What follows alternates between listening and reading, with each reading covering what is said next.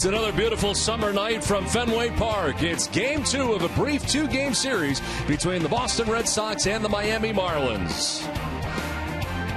Welcome inside the broadcast booth, everybody. I'm Don Orsillo, as always, joined by Jerry Remy. Welcome to Red Sox baseball. Well, the Red Sox tonight once again trying to win 4 in a row. And last night, the Red Sox with a big victory in Game 1 and a big night for Xander Bogaerts. Well, what an incredible at-bat he had in that ball game last night against Carter Capps, who was throwing between 99 and 100 miles an hour. The count runs to 3-2, and you can see him right here just go with the fastball to the opposite field. With everybody off on the pitch, they scored 3 runs, and the Red Sox, of course, take the lead. Xander's been huge for this club, and especially recently since they moved him up to the top of the lineup. Look at the 6-game hitting streak. 462 right now with 3 doubles, 7 RBIs, 4 runs scored. With runners in scoring positions since June the 7th, 7 for 14 in that situation. That's the key. That's the reason he's up in the batting order right now. So he's playing great baseball. You know, we've already tried to push him for the All-Star team. We'll continue to do that till Friday. But the fact is, the contribution that he's making right now to this offense has really helped the Red Sox offense. Well, Xander back in that 3 spot tonight and back at shortstop for the Red Sox. And yes, you are correct. Red Sox fans trying to get Xander Bogaerts to the All-Star game. You can help as well. We're back with more right after this.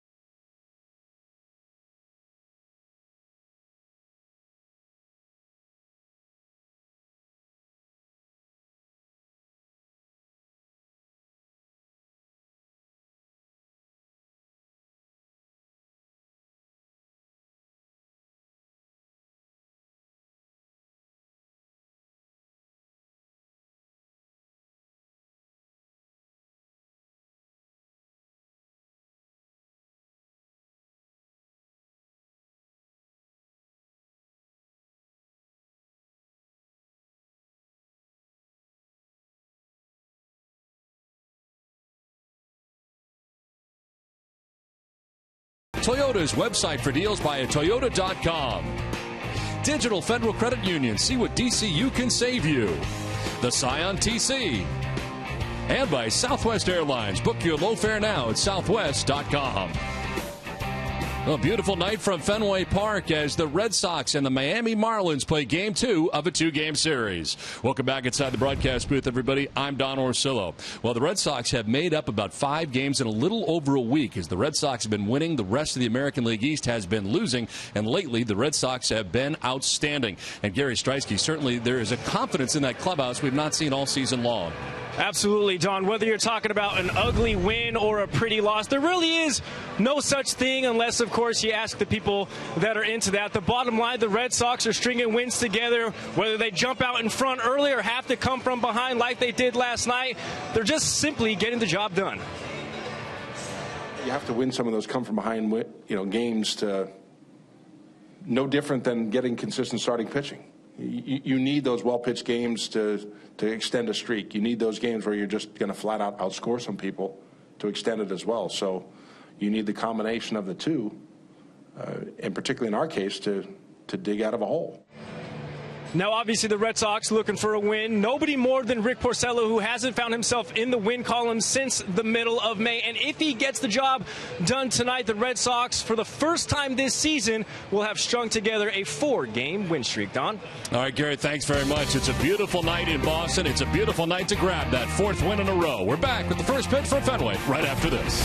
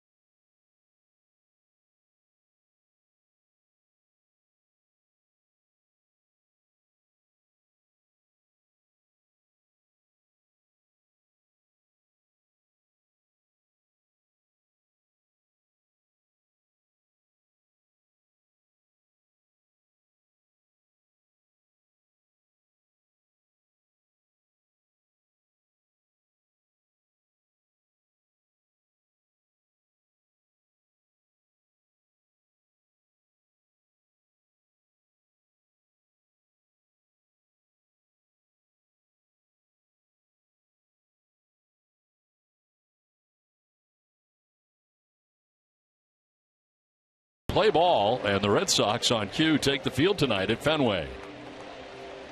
As they do, let's check out the visiting Marlins starting lineup. It's brought to you by your New England Chevy dealers. And leading it off for the Marlins and at second base is D. Gordon with Christian Yelich in left field. Adini Echeverria at shortstop bats third with Justin Bour at first base. Michael Morse, the DH, with Derek Dietrich at third. JT Realmuto does the catching, batting seventh with Cole Gillespie in center field. Ichiro Suzuki getting the start in right field and batting ninth. 387 average against Porcello in his career. Now the Red Sox starting pitcher presented by your local New England Audi dealers, and Rick Porcello on the mound. His 17th start of the year, comes in at 4-9 with a 6.08 earned run average. 94 2/3 innings, 75 strikeouts. Opponent sitting at 295 against Porcello. In 27 career games against the National League, a winning record of 12-8 with an ERA of 4.48. He's lost his last 7 straight decisions. The Red Sox defense is brought to you by Southwest Airlines. They are 9th in the American League with 49 errors in 85 games. Pablo Sandoval will be at third base. Xander Bogaerts the shortstop. Brock Holt at second, and David Ortiz the first baseman. Left to right, Alejandro De Aza, Mookie Betts, and Shane Victorino, and Ryan Hannigan doing the catching for Porcello. Tonight's umpires are brought to you by Buick. Experience a new Buick lineup during this year's Sign and Drive. See your local Buick dealer today. Gabe Morales has the plate with Dan Bellino at first base. The crew chief, Alfonso Marquez, at second base. And Mike Everett, who had the plate last night, is at third. Where available, this telecast can be heard in Spanish by selecting the SAP button on your television remote. SAP is presented by Diplomatico Rum. Enjoy the game. Buenas noches, amigos. 78 degrees the temperature tonight at Fenway Park, with the breeze out to right at 14 miles per hour, and the forecast mostly cloudy for the remainder of the evening. Blue skies above here as we get it started. Lights are on. Rick Porcello ready to work, and the first pitch of the ball game is going to miss. Apparently a little bit low. Hannigan wanted it. An important start for Rick Porcello, and he is reunited with his battery mate Ryan Hannigan. A bunt bid here, but it's hit hard to Ortiz, who will take it to the bag himself for out number one. So David tested right away down there at first base on a bunt bid. And you'd kind of expect that from D. Gordon, too. You got Ortiz, who doesn't play very much first base at all, trying to drag the ball down the first base line, but right at David Ortiz. So it became a fairly easy play for Ortiz. Actually, by Gordon probably trying to go between Ortiz and Holt on that, just pulling it too much. So one down here for Christian Yelich, who got the start in center field last night and left field tonight. Yelich had 266 to start the night, 5 homers and 18 runs batted in. That's with Sandoval in on the grass at third base.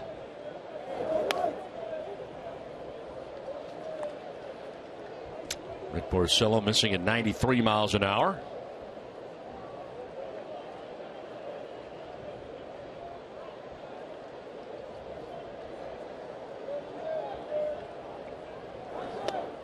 Yank that down, and it'll be interesting to see the changes, if there are any, tonight with Hannigan catching Rick Porcello. Well, I asked 2 different people today about Porcello, and one was Carl Willis, the pitching coach. The other was Ryan Hannigan. And from the pitching coach, he said he just wants him to take what he does in the bullpen between sessions to the mound and just consistently stay with it. And he said establish the sinker, go up high if they have to. Fly ball left field. De Aza's there, and there are 2 outs in the first inning. And then I asked Hannigan the same question, and he kind of said, a lot of times to me in the video that I watched, it has been pitch selection. And he said that, at times where he thought maybe a sinker should have been called, it was not called. And so he kind of said that, it was more selection than his stuff. So you got the pitching coach's perspective on it, you've got the catcher's perspective on it, and now let's see if they can bring it to the mound with Porcello.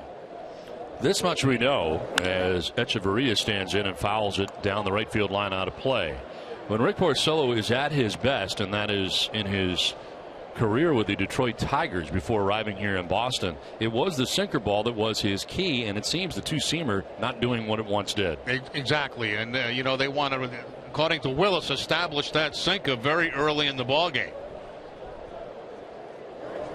The one pitch is on the ground. Holt slides to his right, makes the throw that is in time, and a nice 1-2-3 first inning for Porcello.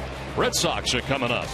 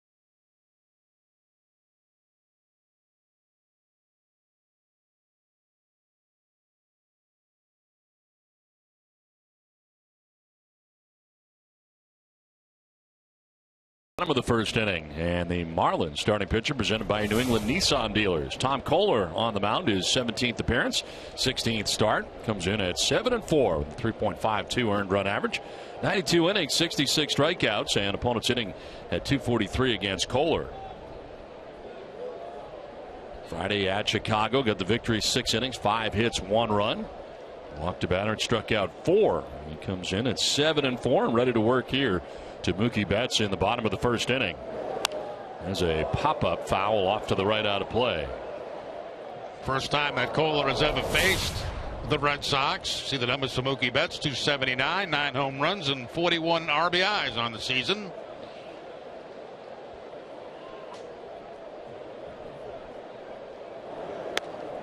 Pitch in there for a strike at the bottom of the zone that time, and Kohler jumps ahead 0-2.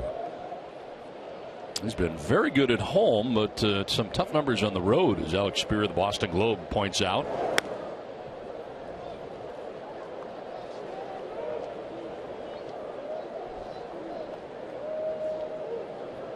Got a good record for a team that has struggled for a lot of the year. The Marlins are 35-49, 11 games back of the Nationals in the National League East. Look at the numbers right now in the East with the Mets 3 games back, Braves 4.5 back, and the Marlins 11 back. Jennings, the new manager of this Miami team, was the general manager to begin the year, of course, and now in the dugout for Miami. Chuck Hernandez, the pitching coach, stays. 19-27 since Jennings took over. In the air to deep left field, down the line, and that ball will be a foul ball just to the left of the pole. Just kept bending away and goes foul. Wow, from this angle up here, it looked like it was fair, and you can see John Farrell's going to check with the video room to see what they see.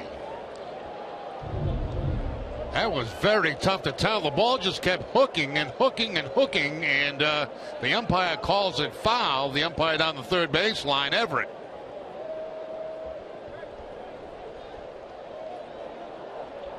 Into that first row to the left of the pole. So full count here to Mookie Betts. Same direction, but a little bit more foul. He's out ahead. That will not be challenged. Another line shot by Mookie Betts on a fastball inside. Right into your living room.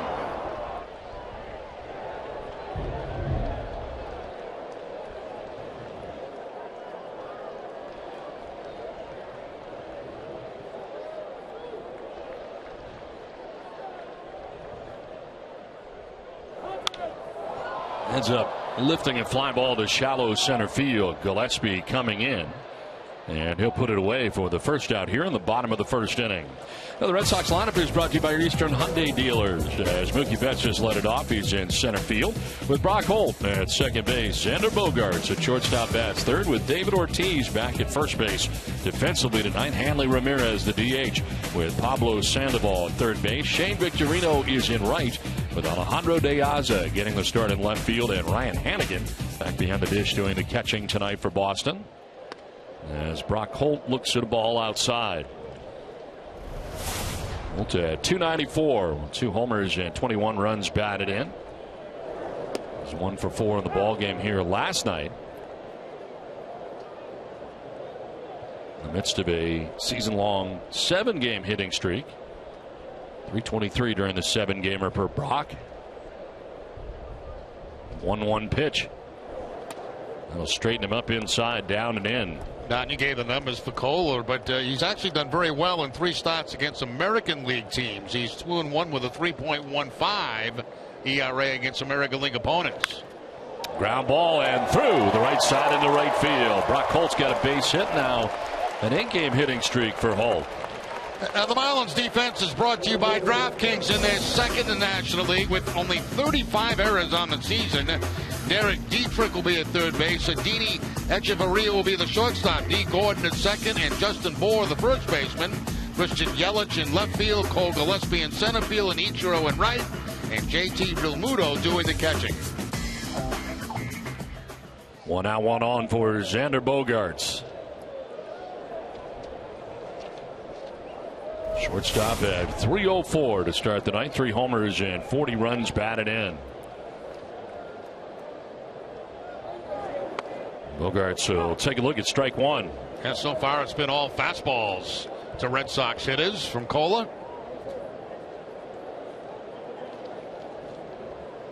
Fans trying to help the cause as well throughout the ballpark here. Xander Bogaerts trying to find his way to Cincinnati and the All-Star game.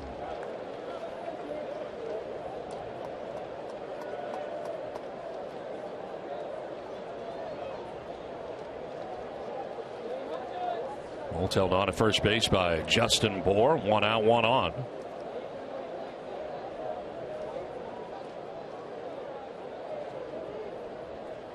And a foul off to the right. Bogaerts finds himself down 1-2. Hey, Red Sox fans, vote for Xander Bogaerts as the final American League All-Star from your mobile device. Text A1 to A9269 to cast your vote for Xander Bogaerts. That's A1 to 89269. Message and data rates may apply. Voting ends at 4 p.m. Eastern on Friday, July the 10th. Vote now. Message and data rates may apply. Gets away from the catcher, and taken off is Holt for second base. He'll get there and into scoring position with 1 down. Well, Holt seemed like he was halfway to second when that ball bounced. It's a curveball that's in the dirt. Tried to backhand it to Realmuto. And as soon as Holt reads that ball in the dirt, we've mentioned that many times, you go, because it's very unlikely that catch is going to come up clean with it in his glove. Wild pitch charge to Kohler. 1 out runner in scoring position. 2-2 to Bogaerts. And a swing and a miss. Chases that slider down and away. First strikeout for Kohler, 2 down. A good hot slider that time from Kohler. We've seen the fastball, the curveball, now the slider from Kohler. And this one starts off on the outside part of the plate and ends up way out of the strike zone. So 2 down. Holt at second base, and here's David Ortiz. David back at first base defensively for the second time this week. 226, 14 homers, And 41 runs driven in for Big Poppy. Saw Travis Shaw play at first base last night and get his first 3 major league hits of his career. As Ortiz takes ball 1. Mike Napoli on the bench again tonight.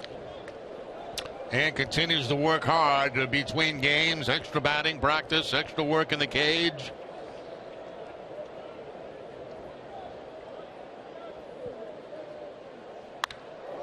Line sharply but foul right outside the line. There's only a couple of members of the Red Sox that have faced Kohler in the past. Ramirez being one of them, Sandoval and De Aza. The rest are seeing him for the first time. 10 homers to lefties, as Alex Spear of the Boston Globe points out. David Ortiz has 14 home runs on the year as he takes a pitch low and away, and it's 2-1.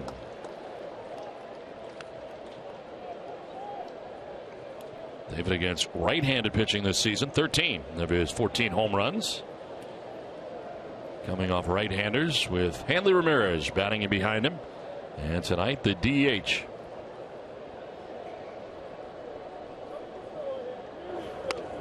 On the corner as it evens at 2-2. Fastball from Kohler, just barely picking up that outside corner, but a pretty tough pitch right there.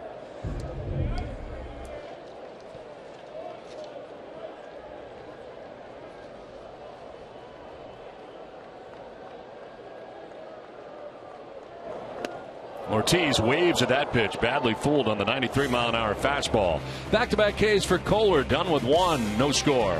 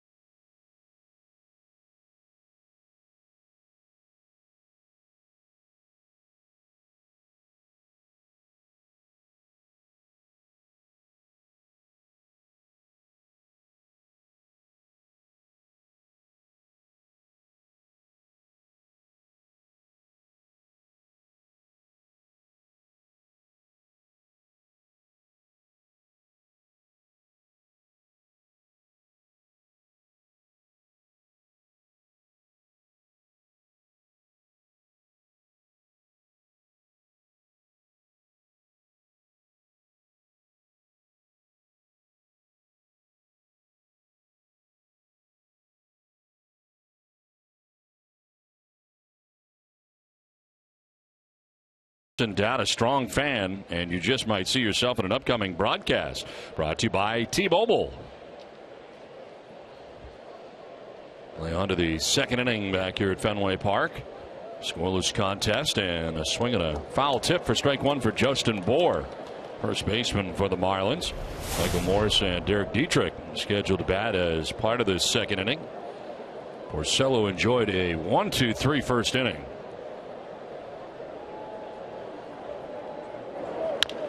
On the ground up the middle, and that'll find its way into center field. The bounding ball for a base hit.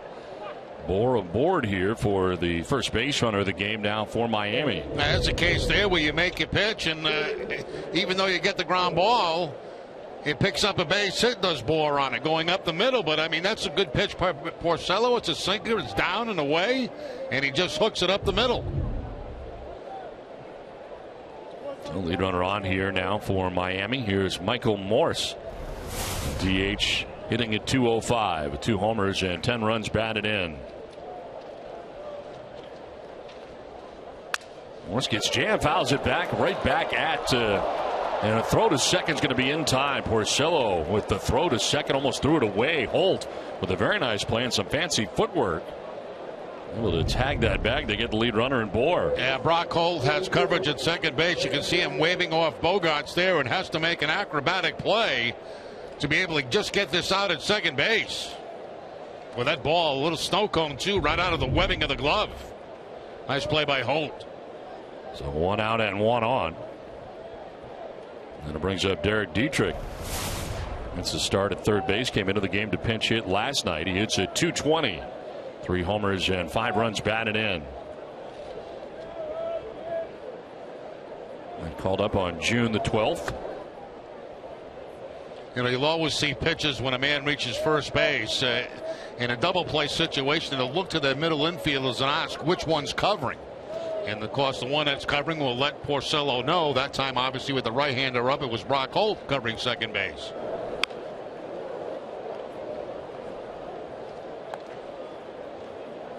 Join the 2020 Club and enjoy an affordable fun night at Fenway Park. Groups of 20 or more start at $20 each. Visit redsox.com/groups for more information. Michael Morse at first base, 1 down in the inning.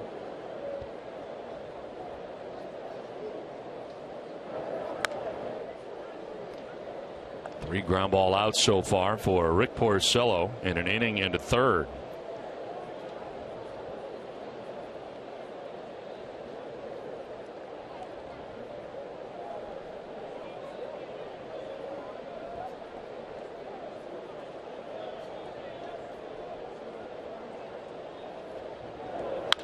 Line to center field, in for a base hit. Betts will play it on a few hops. Up to second base goes Morse, and Dietrich has the second hit of the inning now for the Marlins. Yeah, Dietrich with the line drive up the middle for the base hit. That was on the fastball right there, sinking fastball, but it stayed up in the zone that time. And Dietrich picks up that base hit up the middle.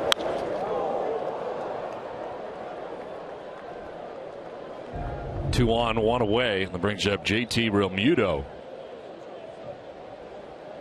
Catcher hitting at 247, coming in with 3 homers and 18 runs batted in.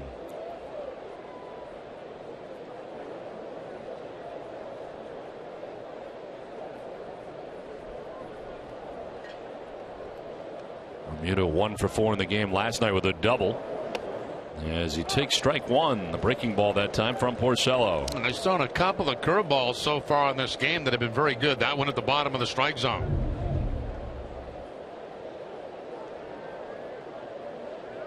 Pulled up a little bit by Hannigan.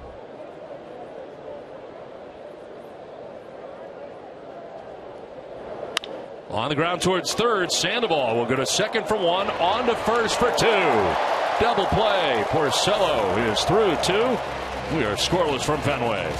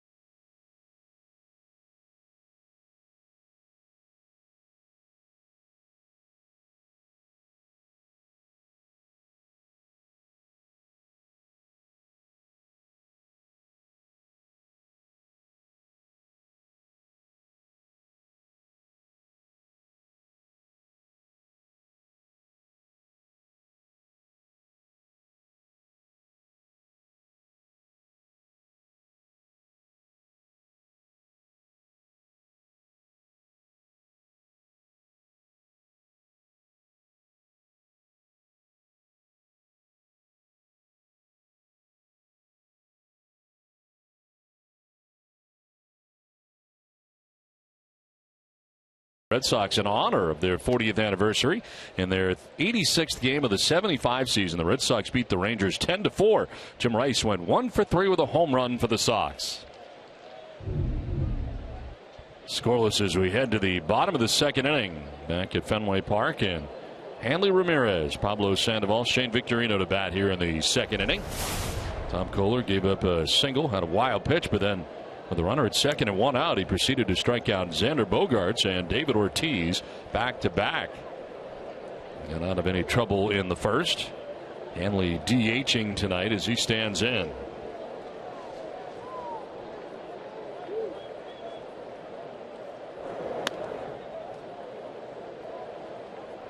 Alejandro De Aza getting a chance to play defensively in left field tonight.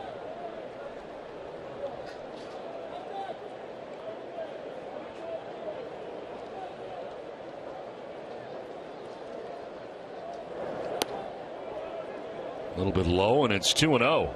And John Ferrer likes this lineup. He likes the speed in the outfield, obviously, with De Aza, Betson, and Victorino. And of course, right now with Mike Napoli struggling, Ortiz getting a couple of starts at first base. Line to center. Gillespie will make the catch. That hung up on a bullet to center field. I'll say that ball was hit really hard by Hanley Ramirez, but Gillespie, a couple of steps to his right, and he's able to make the play. But look at that shot.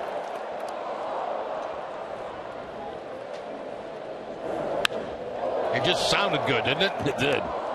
He really didn't need to dive for that at all. It stayed up. But he makes the catch for the first out of the second inning. And it brings up Pablo Sandoval. Takes a look at strike one over the outside corner. Sandoval 0 for 4 in the ball game last night. It's at .270. 7 homers, 29 runs batted in. They'll bounce in for ball one.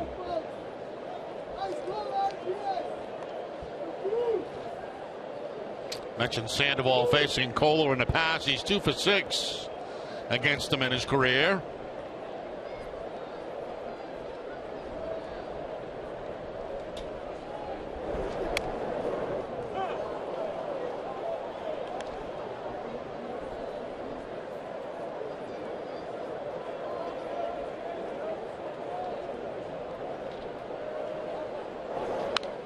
Off the end of the bat, foul to the left. And a ball, 2 strikes now to Pablo Sandoval. Wind has shifted and right now blowing in here at Fenway Park. Maybe taking some of the humidity out of the air. Very humid today in Boston. This one fouled back. Still 1-2. 30 pitches now for Kohler.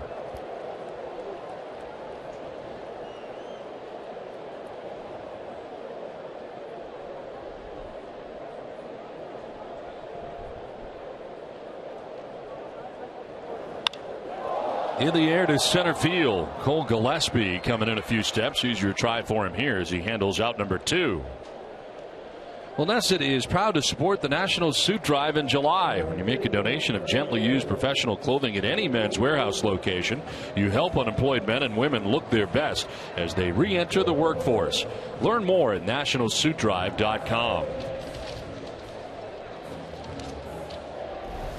2 down here in the second inning for Shane Victorino. On the start in right field for Victorino as he looks at strike one. 4 in a row now retired by Kohler.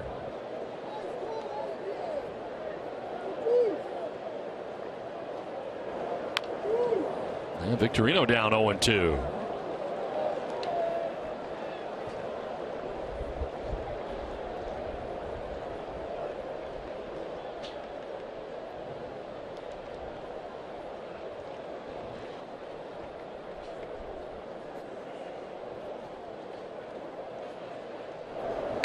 This one fouled back to the screen, and it's still 0-2.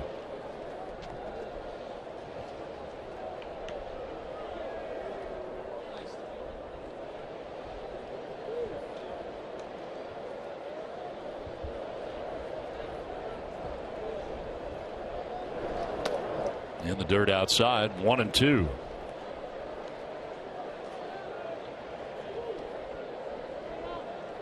On deck, Alejandro De Aza batting out of the 8th spot for the Red Sox. 1-2 pitch. Victorino softly lining out to Gordon at second base to end the inning. We're through 2 from Fenway without a score.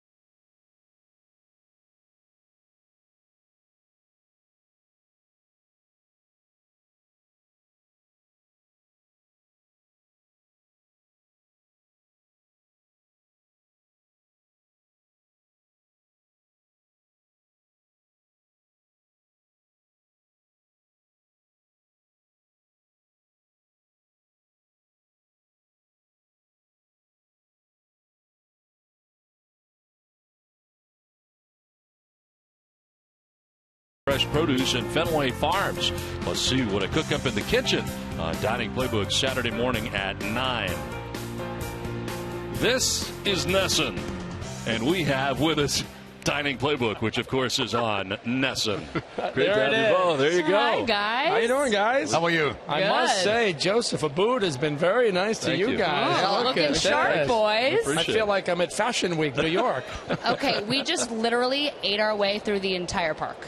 Outstanding. Yeah, it's amazing. They've got a lot of new areas. Have you been to the farm yet, Fenway? I have not. I have not. I walked out there and saw it's unbelievable. The stuff produce they're they're pushing out there is incredible. And so they're using dishes throughout the park with all of that produce. It's impressive. It's incredible. But that's for the premium seating. Do you guys get up to the premium seating at all? We're usually busy. We're usually busy. We have stuff to do during the game, so it's busy boys. A little harder. But big doings this weekend. Well, because the Sox-Yankees are this weekend, and I think it's on Fox. Am I allowed to say that? Yeah. Probably not. Yeah, you could say Saturday. We're Friday, Sunday, but Fox is Saturday. Okay. But you Jerry wasn't making eye contact for a minute there, so I'm thinking, did I say something wrong? No, he does that sometimes. Oh, okay. Actually, I was watching the pitch on a monitor. That's what I was saying. Oh, hi. So on Okay. Nesson, we've got a Dining Playbook marathon. Okay. So great. pretty much, if you want to check out any of the spots in and around Boston, we have you covered. So get out your little dining playbook, take notes, follow recipes, and check out all the new spots that are opening up around New England. So how's our boy Rick Porcello doing tonight? So far, so good. So good. Yep. Little jam in the second inning? How to get out of it? Right That's little ground double balls. play. I got this if you want me to take over. You go right ahead, Billy. No, I'm not. I'm kidding. Okay. I'm just Well, I could to never do that. reiterate, starting at 2 on Saturday, I'm going to bring us all back, okay? Starting at 2 on Saturday, you can watch a marathon of Dining Playbook. Yeah. All right, you guys have been to many, many places throughout this entire city. Mm-hmm. Can you put together a couple that you would say are your favorites? I mean, it's hard because you've been so many places. Ooh. Go ahead, Bill. Oh, why put me on the spot? Go ahead, you open the gate. We love That's not a Davio's. fair question. Davio's is an unbelievable restaurant that we bring people to all the time. I mean, you love it. You love cooking love Italian, Davio's. and Yeah. I'm sure you love Italian. So, I mean, for when we're in the Fenway area, we always head to the Cask for a beer before we start. Mm-hmm. And what else, Bill? No, I'm going to let you go because I don't want anybody mad at me if I didn't name somebody. Jerry's this time right. of year, be outside at Stephanie's on Newbury. Great for people watching. Mm-hmm. Great for outdoor dining. Have a glass of rosé. Is that enough? Because I'm getting so I'm going anxious. to give you one, good. and you should both do this. Yes. All right? Some night of the week, I think it's Tuesday through Friday night, Tuesday through Thursday night, Boston Harbor Hotel has the floating stage out back, the barge, and they have bands. Tuesday, Wednesday, Thursday night, you have drinks, you have food, you're under the stars, you're surrounded by yachts, and it's a good time. All right, now you guys both ate your way through Fenway Park. You have no idea. Yes. What was your favorite selection here at Fenway? I guzzled down some truffle fries like it was the first French fry I'd ever seen in my life. Yeah. Yeah. The Budweiser The Brew House. up on the right field deck. Yeah. Up there on the right field roof deck. They have a specific menu over there that you can only get there, which is kind of cool. Okay. I went with the scallion pancakes at the State Street Pavilion. Made with the scallions that are grown right here at Fenway Farms. You notice how we're getting all the plugs in for Linda Henry? You haven't seen this? No, it's like a full garden. It's right over here. It's behind. Take a tour of your park. Billy, you know me. I don't get around much. We're going to see it. Could you not get Jerry in trouble? It's Linda Henry's creation, all right? That's right. Jerry, just say, I've been there many times. I can't believe that's it. as close as I've come to There it. it is, Jerry. Next time you pass it. Do you know what that is? That's right here, right behind this. I never get myself on that side We'll of the walk you building. there after the game. We'll give you some kale. No, not after the game. I can go on after the game. Okay, fine. All right, fine. Okay, Jerry. Okay, got it. Commercial break. Maybe before the game. All right, there you go. It's pretty cool if they pull the farm shot right up there. How about that? What a show. We know people. We know people. We have 15 cameras throughout this place, so we can get that for you, though, for sure. Look at that. Don, you're going to be cooking with us this weekend under the name Donatangelo. Donatangelo is my cooking name. Because you are a legitimate foodie, right? Yeah, well, I don't know. I mean, I like to cook. Absolutely I are. like to cook for friends and family. I mean, I wouldn't say I'd cook for, like, restaurant stuff. So what would be your signature dish? That's a good question. I do quite a bit of stuff. I'd have to say something Italian. I do a sausage and chicken dish that I actually did for... This pitch is in there for a strike, and that is the first strikeout for Porcello. Actually did for Boston Magazine a little piece a couple of years ago. That was something that I enjoyed, Look at you, Mr. Fancy. Yeah. So that would probably be my... Now, Jerry, do you cook at all? No, I make sandwiches when I have to. Only when I have to. Is there a Jerry sandwich? Yeah. No. That's whatever's in the fridge. There you go. A little bologna, a little ham, a little cheese. Get you there. Pretty much basic. Why not? Well, this Saturday at 9 a.m., everyone can see us cooking with you at the Boston Center for Adult Education. They'll also see us wandering around Fenway Park. And Billy and I had a chance to be hawkers. And you'll also check that out. Look at you. Oh, there you are. That is the chicken and sausage dish. Okay. Yeah. Which Very is nice. And you cut a striking figure in the kitchen. Well, thank you. I appreciate that, Billy. That's Donatangelo. Well, you know what? I need to tell you, we were actually talking to the executive chef, the Aramark executive chef here at Fenway, and we were tossing to your segment, and he said, I said, have you ever cooked with Don? And he said, no, I see Don all the time, and I wonder what he does during the day. So if he's free, I could use a couple extra sets of hands. I could do it. I think he was taking a shot, to be honest with you. I'll tell you one thing. He is, when he asks you about good places to go, I mean, he means it, because he is one of the pickiest eaters I've ever seen in my life. Really? On the road, too, when you guys travel? Horrible. I mean, terrible. I am a little picky. Everything's undercooked. Everything's this. Everything's Do you that. send is he one of those send it back guys? No. There's a line drive up the middle. That's a 2-out. It's what Billy's single. wanted to do for his entire life. You just made his dreams. So, Don, when you guys are traveling, is there an absolute favorite restaurant that you'd like to go to somewhere else in the country, another ballpark, another town? There are several, actually, in each city that I really, really like. Give us your best. A lot of the restaurants in Toronto. We go to there quite a bit. Cool city. New York as well. We find ourselves at a lot of steakhouses, though. Oh, yeah. For some reason, we end up at... Meat and potatoes. Yeah. Steakhouse, pretty much every. Manny's in Minnesota. One of our staples. Manny's in Minnesota. Yes. Morton's in Toronto. Yep. Morton's always does a great job. Yeah. So we're kind of steaky guys. By the way, just in case, watch out for the stolen base here. It's an extreme possibility with D. Gordon. Okay, we're on it, Jerry. All right. I don't even have my glass on. I can't see the field at all. Porcello's keeping him in close. He's keeping an eye on him.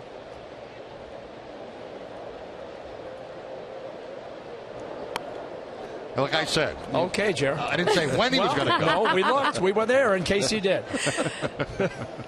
All right, so Saturday morning, 9 a.m., and then, wait a minute, 2 o'clock is when you're doing the whole marathon thing all day Saturday. Exactly. So the regular time for Dining Playbook is 9 a.m. on Saturdays, repeats at 9 p.m. on Sundays. This week is featuring Fenway, and we'll also be doing a marathon starting at 2 p.m. all afternoon in Nesson. You called it, Jerry, and what do we got? Oh. Safe as the ball gets away, and Gordon does indeed steal second base. I kind of figured that with 2 outs and that kind of speed, trying to get in the scoring position, and Gordon picks up his 30th steal of the season. A pretty good throw by Hannigan, but not quite in time, and Bogarts could not hold on to the ball. Never really had it clean in his glove. Well said, Jerry. Wow, that is so smooth. That's all I got. Smooth. Now, I got to be honest with me right now, viewers. If we had missed the stolen base talking about the dining playbook marathon, could have been crushed. We have gotten an angry email or something. They're like, get those people out of the get booth. It anyway, right? It's like, why are we listening? I want to watch the ball game. It's no, true. I'm kidding. That happens. Now 2 down in the inning. D. Gordon at second base, and Christian Yelich down on the count 0-2 as Porcello tries to get out of this inning. How important is this night for Porcello? Very, I would say. Is it a do or die? Well, I wouldn't say do or die, but he has lost 7 in a row, and this is a very important outing for him. And there's some question as to whether or not they may skip him for this start, and elected not to with Hannigan back, a catcher that he's had success with. They stick with him tonight, and so far so good. The result's been very good. So, Jerry, if you're Porcello, what are you thinking coming into a game like this, knowing? It's very difficult because, your confidence is at an all-time low with what he's going through, and he continues to work very hard between starts. And, you just hope you go out and you have that magic game, the one that you dream about, the one that you've had in the past. And then once you have that, then your talent kind of takes over and you go on from there. But, when you've lost as many as he's lost in a row, your confidence has to dip. It's like anything. Well, somebody told me, an insider in the clubhouse told me that right before this all-important game, as the fans start to cheer him on, he had some of Donatello's sausage dish. So he's ready to go. Chicken and sausage. And slow grounder down the first baseline that will just kick foul right at the last second. Let's ask Don how many times he's had me over for dinner. How many times? Oh. All right, are we going there? All right. I actually There's a dig. I've made more meals for you guys than I've made for Jerry. Yeah. So you guys just don't like each other? That's basically it in a nutshell. Can't stand him. Why don't you invite Have the you three spent any of time us with over? Jerry? Oh, wait a minute. Jerry, how many times have you had Don over? good Even question. better question. I never have anybody over for dinner. Yeah. He doesn't like people. Okay, well, let's change that. One thing We'll my wife bridge the said, gap. my wife gave up cooking a while back. Oh, So okay. we're out a So you lot. just go to Jerry Remy's? No, we go to other spots too. Okay. Yeah. All right, well, maybe you should change that. Invite us all over. I could You know do what? Chicken and Let's have dinner at sausage. Don's place. I will invite you guys over before I invite Still in Jerry. Rhode Island? I am. Maybe not. Yeah, no, I would love the invite, Don. Outstanding. Are Okay. you on Mansion Row or something? No. Oh, in Newport? No. No. I'm much closer than that. This way towards Mass. God, this is so much fun. I feel like I'm 8 years old again. You sort of are. This is a late swing and a foul ball. Hangs at 2-2. You've had a lot of the Red Sox on over the last year or two. I know you guys were in spring training. Had to enjoy that. Actually, just did some cooking with Mookie Betts, and that's going to be on a show in the next 2 or 3 weeks. Pork chops. He makes a mean pork chop. Mookie Betts, nice guy. He likes his pork chops with macaroni and cheese. Different. Yeah. Yeah, we had some fun. He wasn't really that comfortable in the kitchen, but somehow the dish came out great. Yeah, it did. It was tasty. Yeah. You ate the whole pork chop. Yeah, it was great. He brought the family in with him, friends in with him. We had a good time. This Do you know one- he was a big bowler, Mookie Betts? I did. Yeah. Yeah, I He's a didn't really know good that. bowler. Great kid. Yeah, Terrific kid. really nice kid. There he is. Who else have you guys had on? Ryan Hannigan is actually going to be on the show This weekend. Okay. on the Saturday morning show at 9 on Nesson. The nice thing is we're able to go to a lot of the events, the foundations that a lot of the players support, and chat with all the folks when they're there, and sort of they're all dressed up out of their uniforms, hanging out, supporting each other. So Porcello walked him. You You guys might be out of a job. Got himself in another jam, much like the second inning, right? He had 2 base runners, managed to get out of the jam, right, Jerry? Exactly. So 2 on, 2 down, and Adini Echeverria coming up here. He grounded out to second base in the first inning, 0 for 1. A walk for Porcello, his first of his outing. And his first strikeout earlier in the inning. It's been a taxing inning for him. Next pitch will be the 25th of the inning. Echeverria always dangerous as he grounded out to second base first time up. Well, we look forward to the marathon on Saturday, and we thank you both for coming up. Great to see you. Thank you, Don. Thank Thanks you, very much. Jerry. We're looking forward to it. Always a good time. Thank you, Don. Thank you. Great to see Appreciate you, it. Jerry. All right. Again, you guys look beautiful. Thank you. 2 on here with 2 down, and this one's fouled off to the right out of play.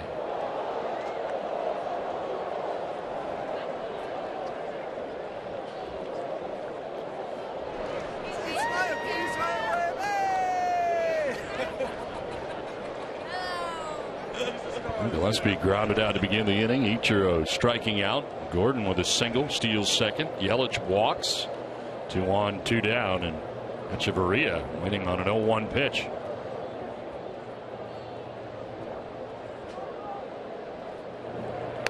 Outside, 1-1.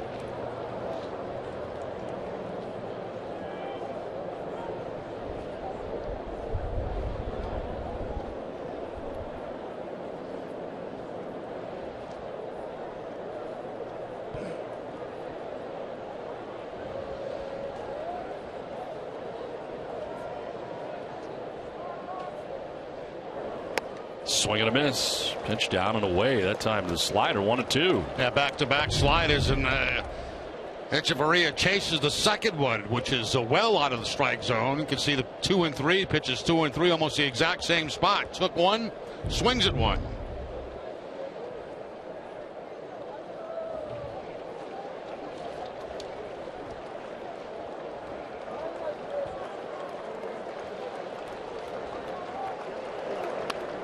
Yanked outside, 2-2.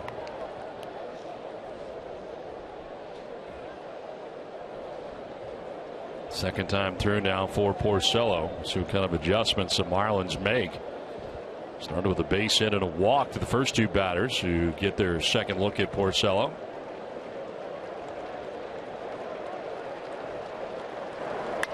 On the ground back to him. Able to make the grab and flip underhanded to get out of it. Scoreless through 2.5 from Fenway.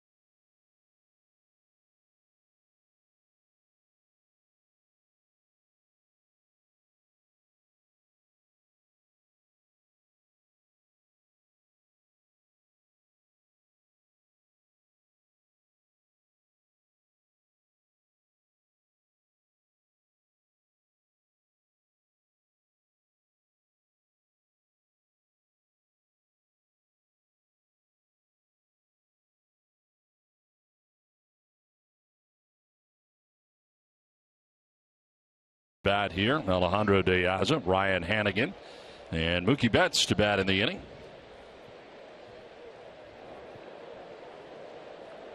De Aza getting the start in left field, hitting at .259 coming in. 6 homers and 25 runs batted in.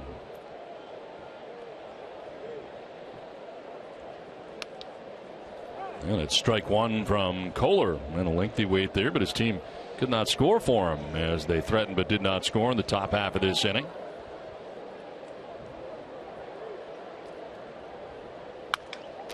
On the ground, sounded like a broken bat, picked on the backhand by Gordon, and his throw in time to get De Aza. So 1 out here in the 3rd inning. Now, watching Cole is the first time I've seen him pitch, and it looks like he's got two different types of fastballs, both of the same velocity. That more of a cross-seam fastball and then a two-seamer, which I believe he just threw to De Aza and broke the bat. You'll see some late movement on this pitch going away, and it was toward the end of the bat of De Aza, and the ground ball of second baseman D. Gordon. So one down, Ryan Hannigan, the batter. John Farrell talking about Hannigan's at-bats prior to the ball game. Impressed with each of his at-bats so far since coming back from the DL. I think he's going about it the right way, and that's going to the opposite field. As we talked about many times, he has done it many times. A lot of times when you come off the disabled list, you have a tendency to overswing, and Hannigan really has done it the right way by, staying back on the baseball, moving the ball to the opposite field.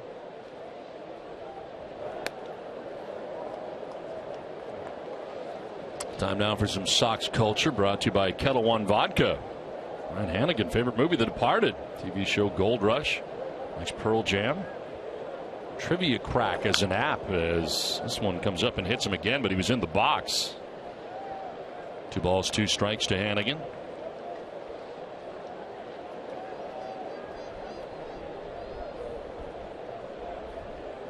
Top of the order, Mookie Betts waiting on deck.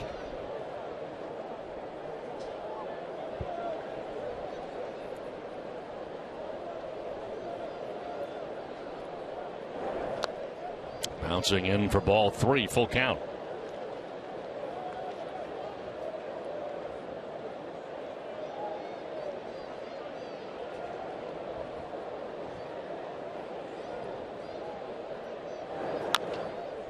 On the ground, foul outside of first base. DraftKings.com is paying out over $300 million this baseball season. DraftKings has given out $34 million to Boston residents alone since the site launched.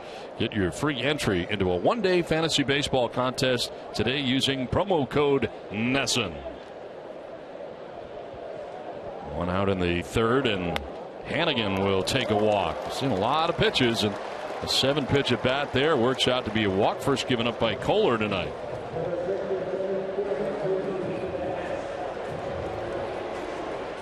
Well, this summer, pump up the fun with Irving Oil. You could win a Ford Escape, a Can-Am Spyder, $5,000 in cash, or other great instant prizes. Visit a participating Irving Oil and IrvingFun.com for details. 1 out, 1 on for Mookie Betts. Singled to center field in the first inning. Takes strike 1 from Kohler. And Kohler's got a nice curveball. We've seen about 3 or 4 of them so far in the game, and very impressive. Second time through the Red Sox order.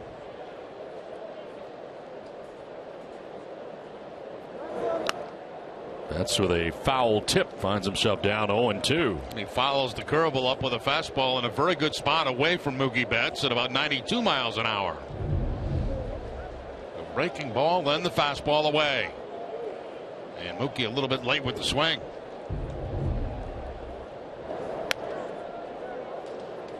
Kohler wanted it, but it did appear to be a tad outside.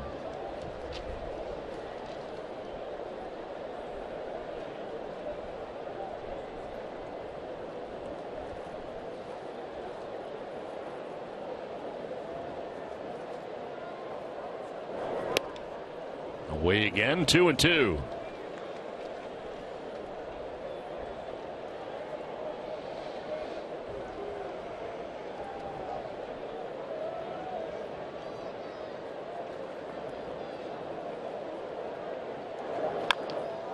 Back towards the mound. Kohler takes a look at second, has only a play at first and throws it away. Runners will advance as Hannigan takes third and Betts will take second base. So a situation that went from bad to worse for Kohler. That big break there for the Red Sox, because it should have been at least 1 out at first base, which would have given him 2 in the inning. Instead, he throws the ball away. Looks towards second, no play there, and just lets it fly to first base. Nothing Bohr could do at first base to make a play on this. It was running back toward Mookie Betts. Betts just getting the front of that bag and continues on the second. So 2 men in scoring position. Second and third, one out, and Brock Cole coming up. Chance to do some damage here as the only Red Sox hit, as he's hit a single to right field in the first inning.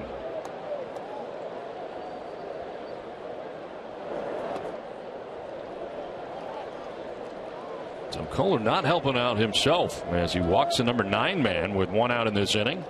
Then the throwing error allows Betts to reach him, take second base. Hannigan takes third. In there for strike one.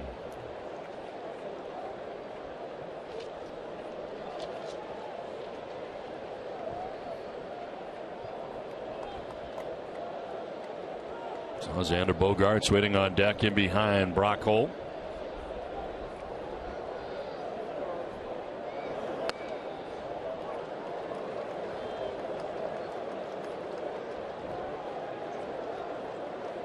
Cole, that single in the first inning, extending the hitting streak to 7 games and hitting at .323 during the 7-gamer.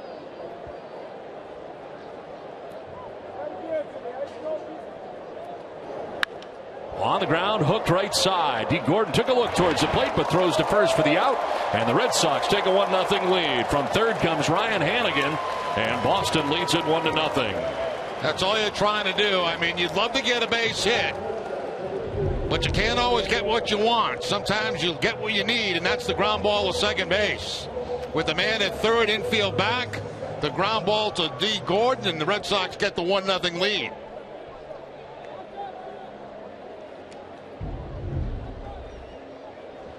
Two down in the inning with a runner at third, and Xander Bogaerts coming up.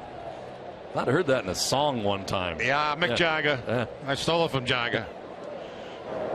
You've become quite the music man.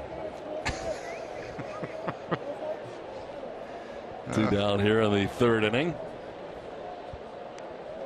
Xander Bogaerts struck out swinging in the first. One of 2 Ks for Kohler. 20th pitch of the inning for Kohler, who's had to work hard in this inning. Flared foul off to the right, out of play.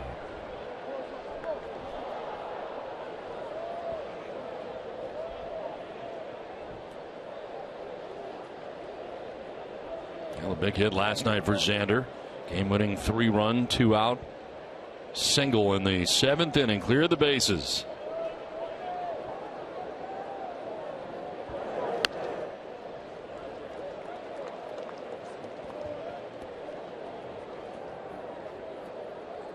Leads the Red Sox and ranks 4th in the American League in average with runners in scoring position.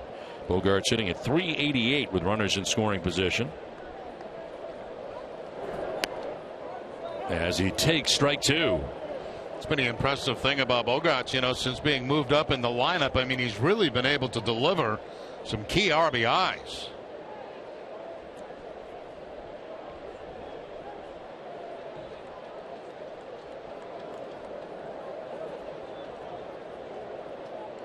Mookie Betts at third with 2 down. Bogaerts fouls it off to the right, out of play. Well, since June the 7th, with runners in scoring position, he is 14 for his last 28 at .500. Last year was such a tough category for him. He hit it just .153 last year with runners in scoring position, but has been so much better in doing that this season. 60th pitch.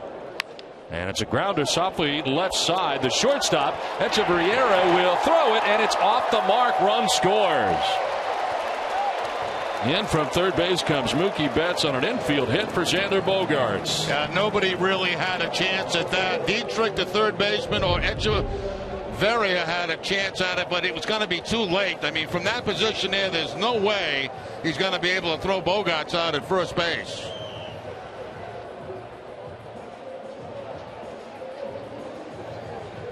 And a nice play by Bohr at first base to keep that ball from going over his head.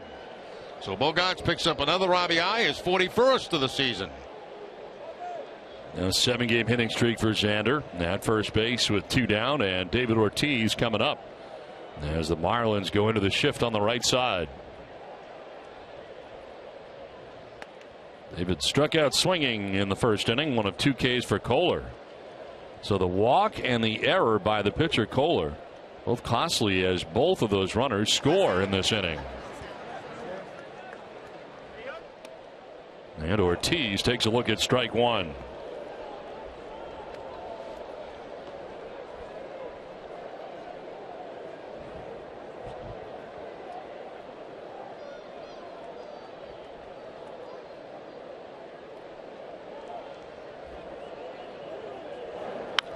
In the air to deep left field for Ortiz. Back goes Yelich. Looking up, and it is gone. Opposite field shot for David Ortiz. His 15th of the year. A 2-run shot, and the Red Sox lead it 4-0.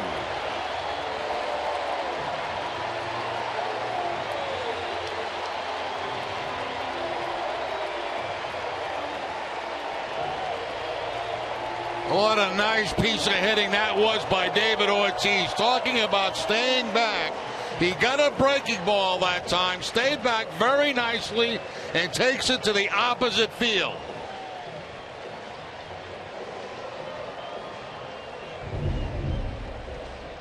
There's the breaking ball away on the outside part of the plate. Instead of trying to pull the ball, David just goes with it and up over the green monster for the home run.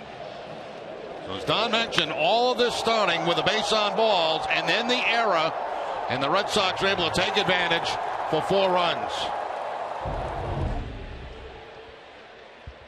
15th home run of the year for David Ortiz. For every home run the Red Sox hit the rest of the season, Alltown will donate $500 to Cystic Fibrosis Multiple Sclerosis Fund. Alltown is New England's premier healthier convenience retailer. Now Hanley Ramirez takes a look at ball one.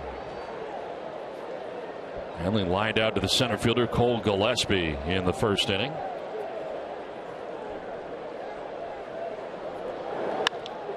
Now sends one out towards right center field. On the move is Ichiro to get there to make the catch. That ends the inning, but the Red Sox score 4 times in the third. Lead it 4-0.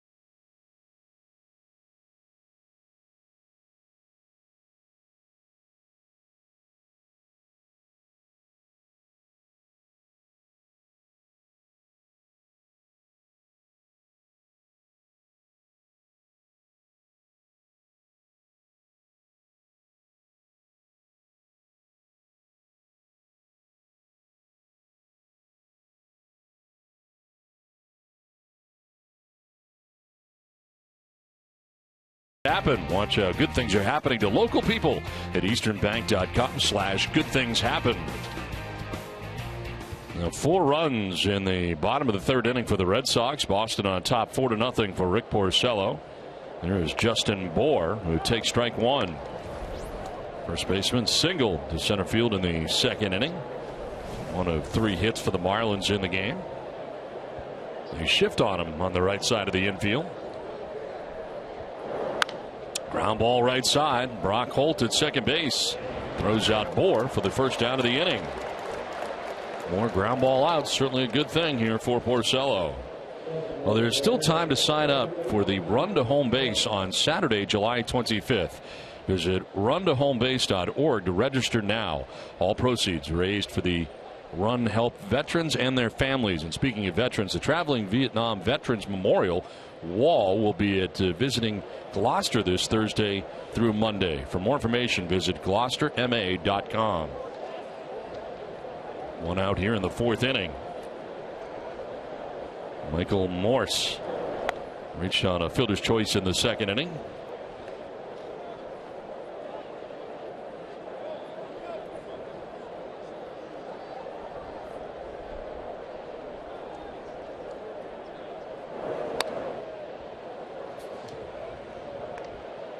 Two and 0 the count to Michael Morse. Center fielder Mookie Betts over towards right center.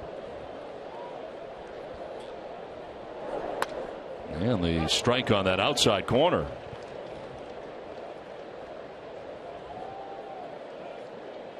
Seven ground ball outs in 3 1/3 innings for Porcello.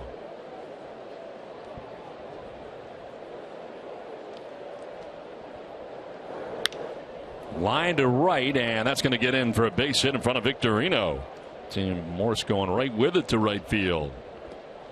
A nice approach there by Morse as he takes the fastball that's going to be away from him outside part of the plate and shoots it to the opposite field. Not many at bats. He had been on the disabled list on a rehab assignment and just getting back into the flow of things right now. So one out base runner here now for the Marlins, and it brings up Derek Dietrich, who singled to center field in the second inning.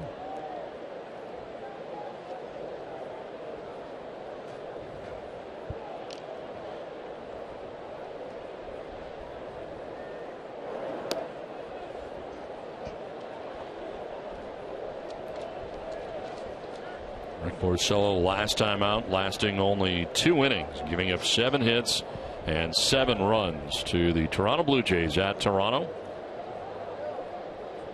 Winless in his last 8 starts. There's a liner into center field. Dietrich with his second base hit, and now the Marlins have runners at first and second with 1 down here in the 4th inning. Now, that's been trouble for Porcello the last couple of innings, but has been able to get out of it. Back in the second inning, a 5-4-3 double play got him out of trouble in the second inning, and in the third, it was a ground ball right back to him. So he needs another ground ball right now, maybe get a double play and get out of the 4th inning.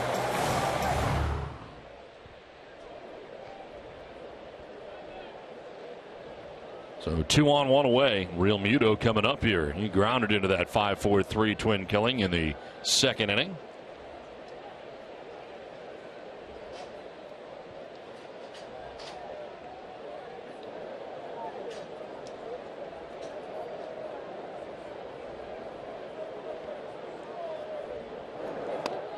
There is strike one.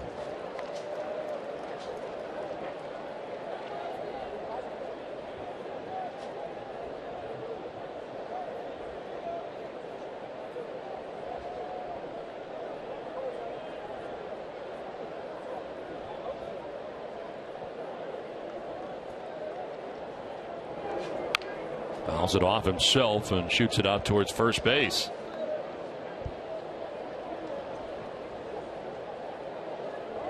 We talked about it during the course of the series. This is an aggressive Marlins team. I don't walk very much at all. They like to swing the bat.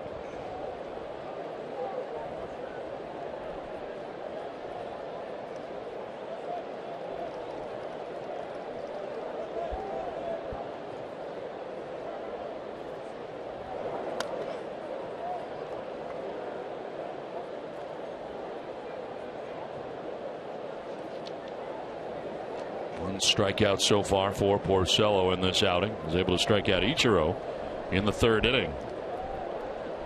So Gillespie waits on deck here for the Marlins in the fourth.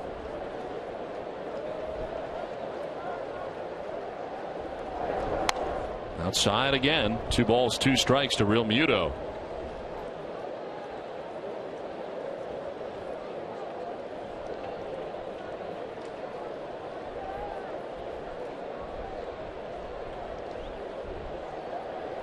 Moore to ground out to second. Moore single to right. Dietrich singling to center. 2 on, 1 away. Liner to right center field. That's going to get down. Moving over his bets to cut it off. Morse going to try and score. He will. And the Marlins are on the board. It's now 4-1 Boston with runners at the corners with 1 out in the inning.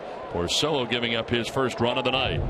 Looked like a slider that time, and it seems to be a little bit outside, but very good hitting by Real Muto as he goes to the opposite field with it. Run comes in, makes it a 3-run ball game. So quickly got ahead of him, but then some nice hitting gets the Marlins a run.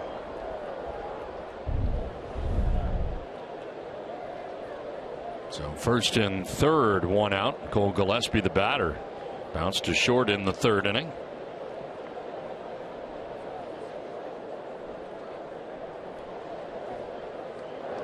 And Gillespie grounds it into center field for a base hit. Dietrich from third scores, and it's now 4-2. So the Marlins with a quick answer here in the top half of the 4th inning. And very aggressive first pitch hitting. That was a sinker that time that he takes up the middle, and once you get the ground ball, you can't control where it goes. That's going to bring Willis out of the Red Sox dugout to have a conversation with Porcello. It's a ground ball pitch, but the ground ball goes right back up the middle.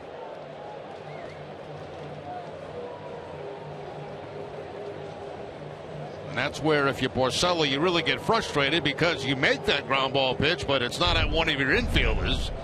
And it's a base hit to bring in a run.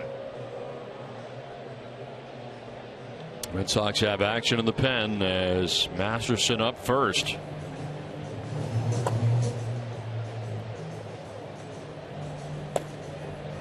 Rick Porcello's pitching line brought to you by Ace Ticket. 3 1/3, 7 hits, 2 runs so far. He's walked a batter, struck out a batter, and has now thrown 61 pitches. Imagine the leash tonight would be a little bit on the short side. Masterson used to be a starting pitch. Is going to take a little bit longer to warm up. Ichiro slaps it foul off to the left, out of play.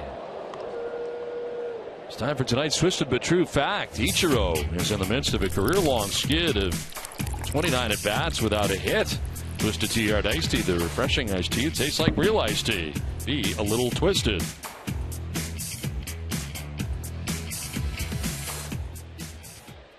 Last hit June 18th at New York against his former team, the Yankees. As he takes it down low, ball and a strike. Struck out looking in the 3rd, the only K for Porcello in the game.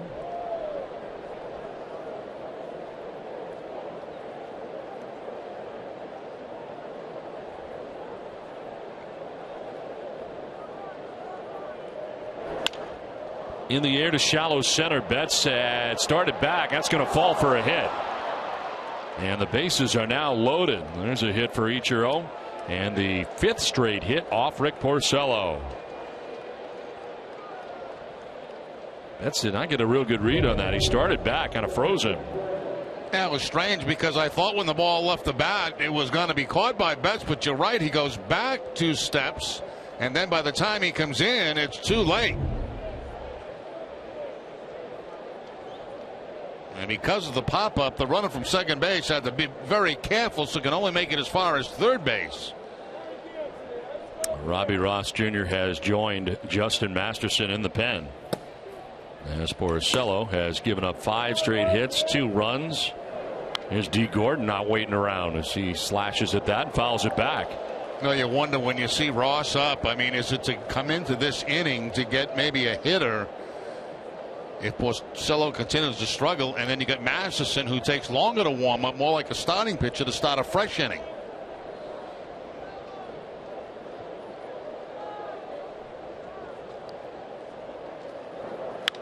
On the ground to third base. Sandoval's coming home, and the force out there. So they get the lead runner in Real Muto at the plate for the 2nd out of the inning. Yeah, good play by Sandoval because you're not going to get a double play. There's no way you're going to double up D. Gordon at first base. So Sandoval does what he has to do. That's come home and get the lead man, cut down a run. If you got a slower hitter at the plate, you got a chance maybe for 2, but no way with D. Gordon as the batter. Now Hannigan out to talk to Porcello as they get ready to deal with Christian Yelich. It'll be the 8th member of the Marlins to bat here in the top half of the 4th inning. Well, don't miss WB Mason Extra Innings live right after the game. TC and Tim Wakefield will break down the game. You'll hear from Rick Porcello. Whatever, whenever, wherever, who but WB Mason.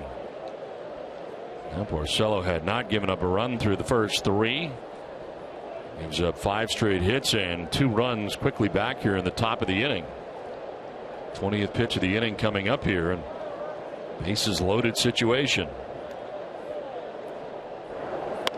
Curveball in there for strike 1. Yelich flying out to left in the first inning, walked in the 3rd inning. He's been hot too, a 9-game hitting streak, 16 for his last 31.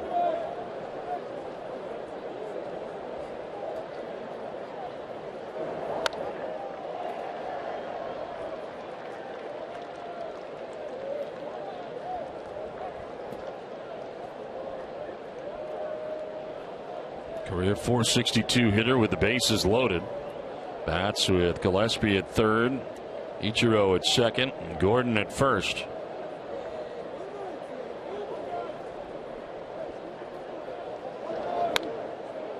Close pitch, called the ball. 2-1. Again, trying to keep that ball inside. One has been high, and this one just a little bit inside. Down in the zone.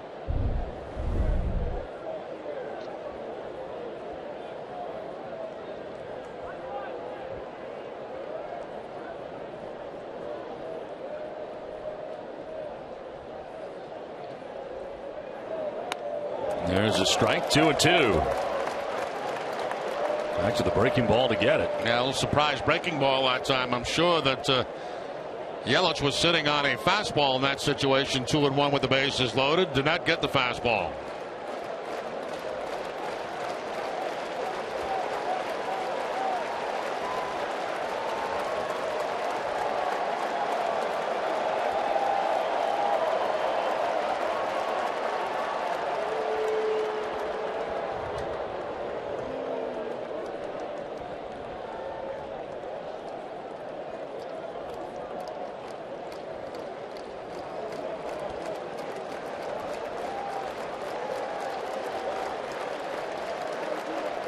Now they want to talk it over. No room for a mistake here. I think Porcello has something in mind, and he wants to make sure he gets on the same page with Hannigan, and looks like they're going to throw the pitch that Porcello wants.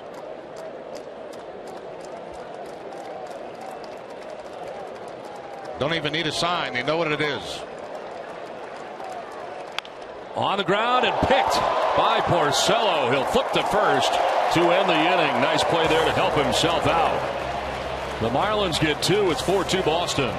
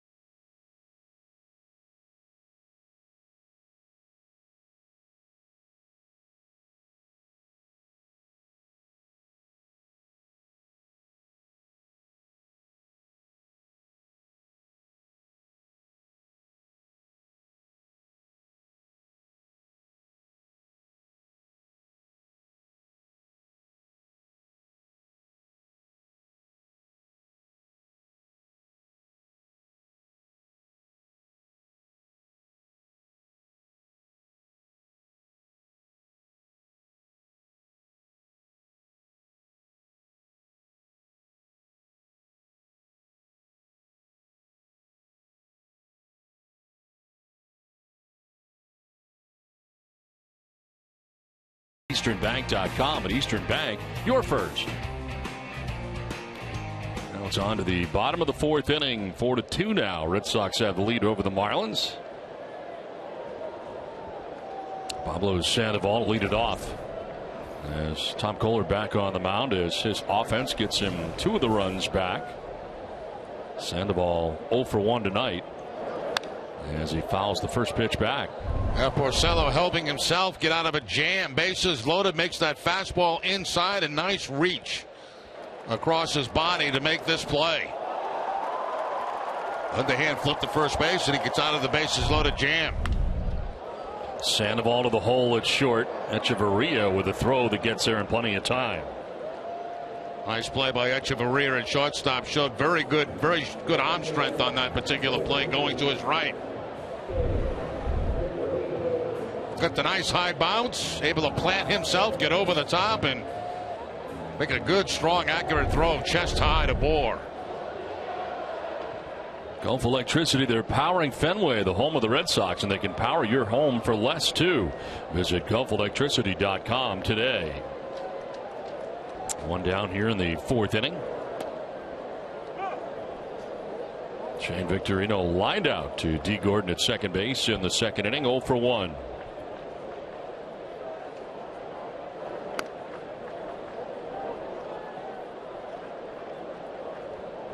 This has been the tough inning for Kohler, as Alex Spear points out.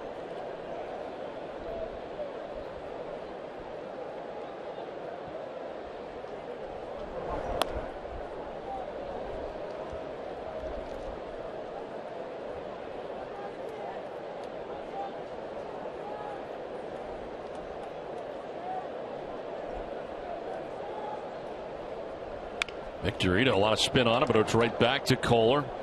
Flips to first for the out on Victorino. 2 gone here in the bottom of the fourth inning. So that'll bring up Alejandro De Aza.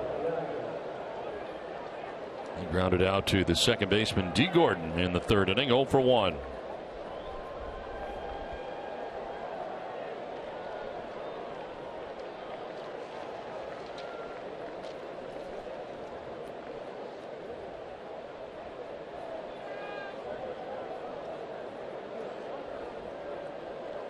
Well, 16 starts for De Aza. The Red Sox have gone 11-5 in those starts.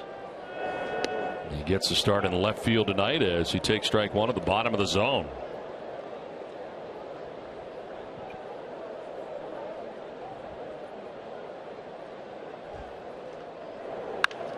Fly ball center field. Cole Gillespie moving over, has room and makes the catch. Kohler has a 1-2-3 fourth inning through 4-4-2 Boston.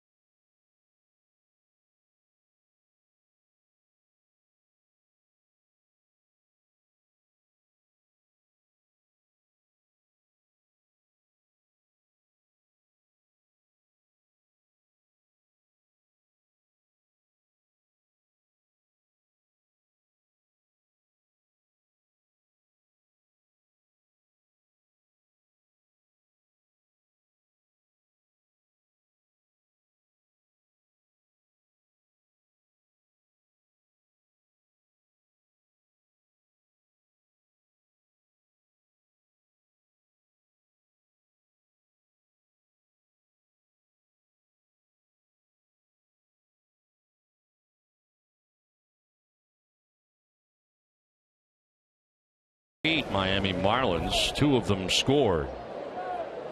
Echeverria to lead it off here for Miami. He takes a pitch outside. As this inning starts, Robbie Ross still up in the pen and ready to go should they call upon him. Masterson not warming at this point.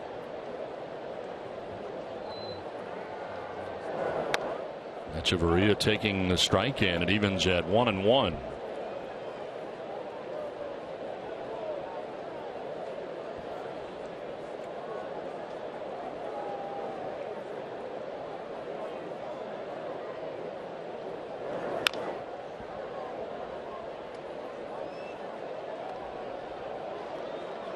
Echeverria has grounded out twice, once to second, once back to the mound.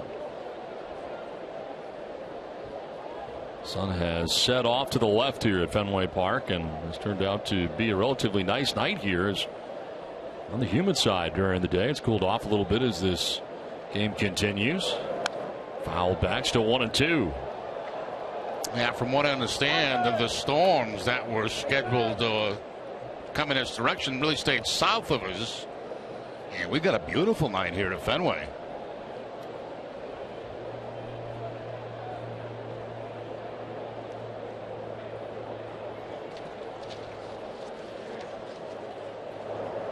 Swing and a miss on a pitch down low, and striking out is Echeverria. That is the second strikeout for Porcello. And that's been a pretty good pitch for him tonight, the curveball.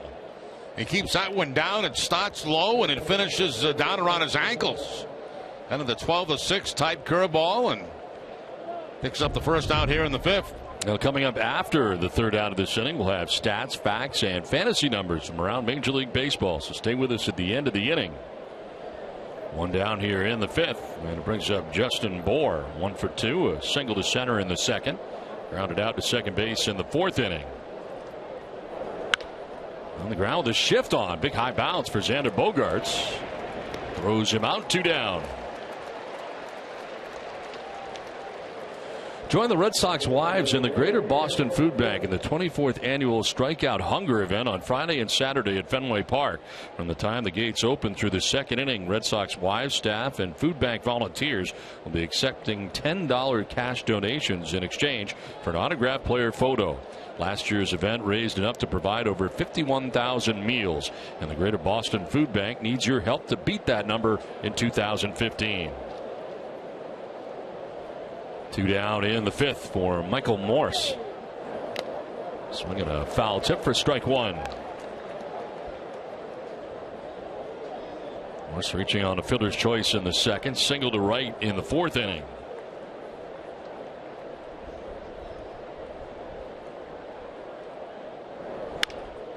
Left side, Bogaerts will plant and throw in time to get him. A 1-2-3 inning, 4-2 Boston. Let's take a look at the Red Sox box score.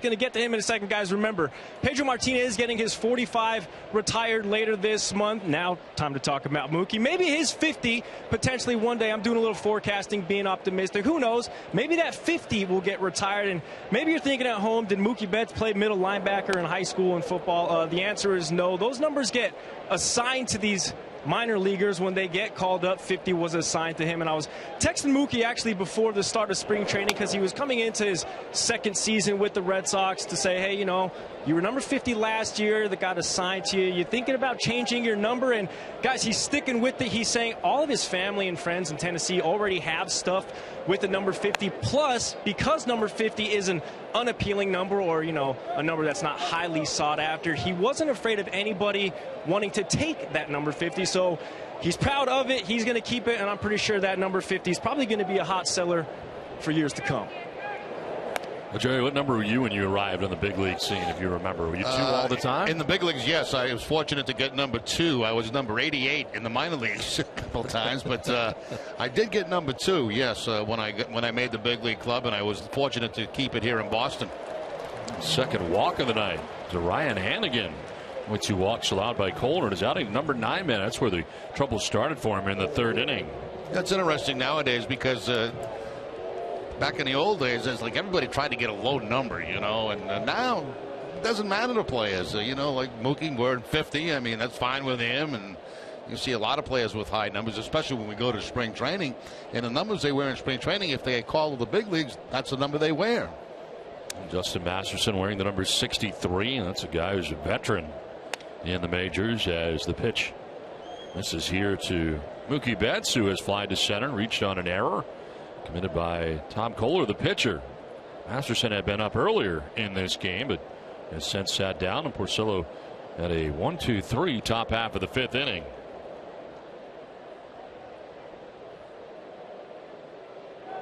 That shows bunt, pulls it back, and takes a strike. 1-1.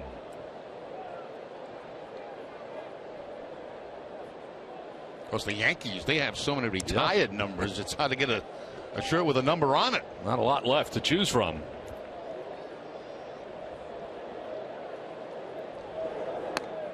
Strike over the outside corner.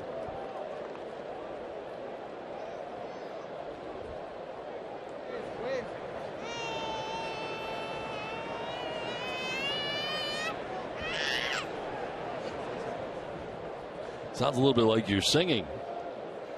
1-2 pitch is grounded foul. That's not right. That was actually better than my singing. I walked in here tonight, and this is the first time I've ever seen this in all the years we've worked together. You were recording a song. You had like a band here in the booth. There was a guitar. Right. There was a full music list out, and you were actually recording this music. Right. I didn't. It's stunning. It was a different take on, I believe it was the Beatles, right? Yeah, Norwegian Wood.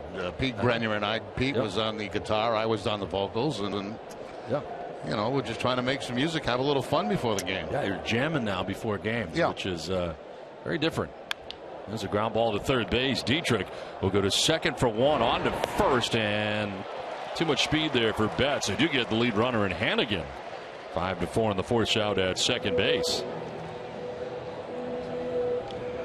Now the advantage of speed going down that line is stay out of double plays, and Betts going down that third base line. Even though it was a good hop and a little bit of a low throw to D. Gordon, he tried his best to get the double play, but way too much speed for Mookie Betts.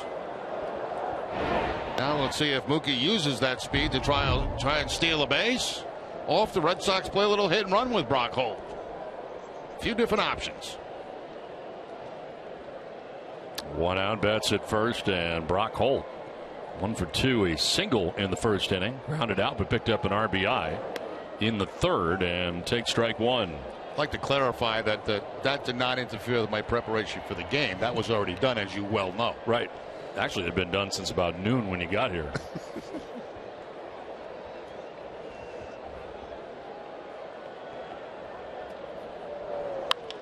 In the air to right field. Ichiro on the run. Will get there. Back to the bag at first goes Mookie Betts. Holt retired. Now, certainly Ichiro does not cover the amount of ground that he once did, but still a very, very good outfielder with great instincts. There's Ichiro getting the jump right there on the ball in the gap and tracks it down with no problem. Ichiro's played a lot of baseball in his career over in Japan, here in the States. First year in the big leagues here, 2001. First year with the Marlins. 2 down in the inning. Betts at first, and here is Xander Bogaerts.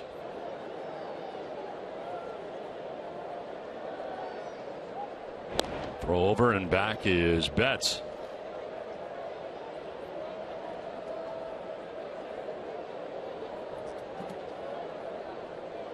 Pitching line for Kohler is brought to you by your Eastern Lexus dealers. 4 2/3, 3 hits, 4 runs, none are earned. Throw over to first base, and back is Betts. And, it's time to go for Betts. I mean, you got to pick a pitch. And this is the ideal time with 2 outs with Bogaerts at the plate. Try to get in the scoring position. If you get thrown out, you have Bogaerts leading off next inning in front of Ortiz.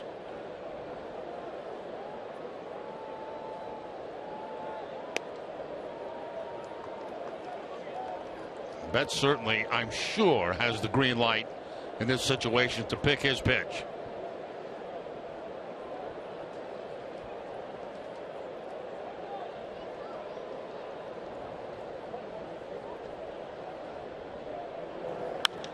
In the air to right field. Ichiro is going to get back to make the catch that ends the inning. Red Sox leave Betts at first. 4-2 Boston at the end of 5.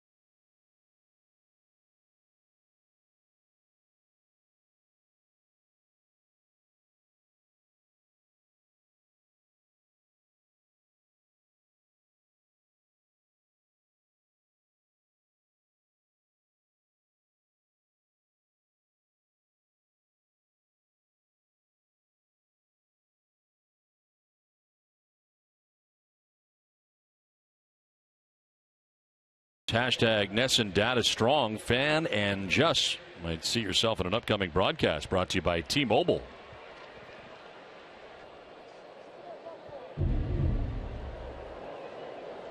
Four to 2 Red Sox on top of the Marlins as we head here to the 6th inning. And Derek Dietrich fouling the first pitch off to the left out of play. Dietrich has singled twice to center field, scored a run. Porcello here working into the 6th inning. Looked like he may not get out of the 4th inning. That was the trouble inning. Faced 8 batters, gave up 2 runs. Marlins have left 6 men on through the first 5 innings. And Porcello fresh off his first 1-2-3 inning, and each of the last 3 innings that he's been out there, Robbie Ross Jr. has been out there kind of waiting.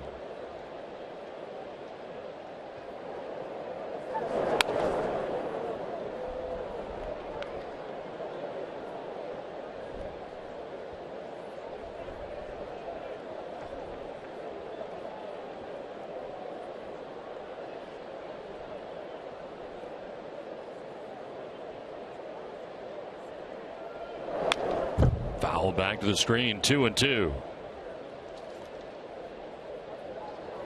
Tonight, after our Red Sox coverage on NESN Sports Today, Adam Pellerin and Nicky Reyes will have an update on Xander Bogaerts' All-Star status. They'll have a one-on-one with new Bruins winger Matt Bolesky. That's tonight on NESN Sports Today, presented by People's United Bank. See what know-how can do. 5 in a row retired by Porcello. Dietrich waiting on a 2-2 pitch. Calls time and backs out.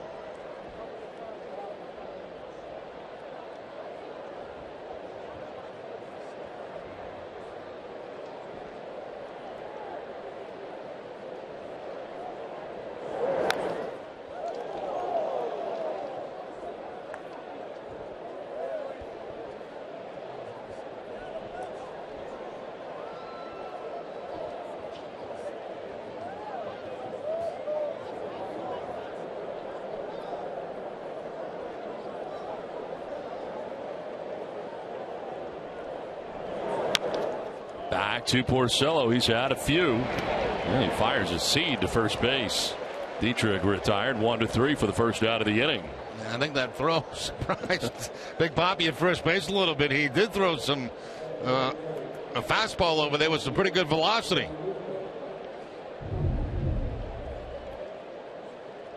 Looked like he was just going to lob it over there, and all of a sudden came firing to first base.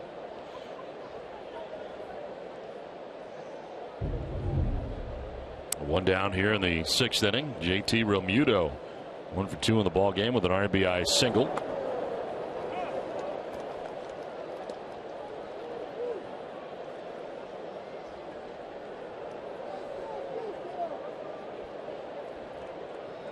Total of 8 hits now for the Marlins.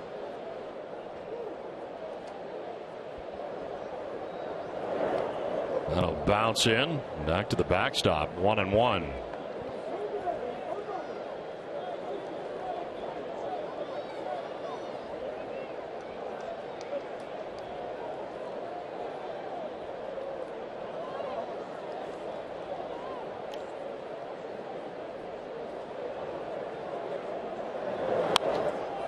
Foul back to the right, 1-2.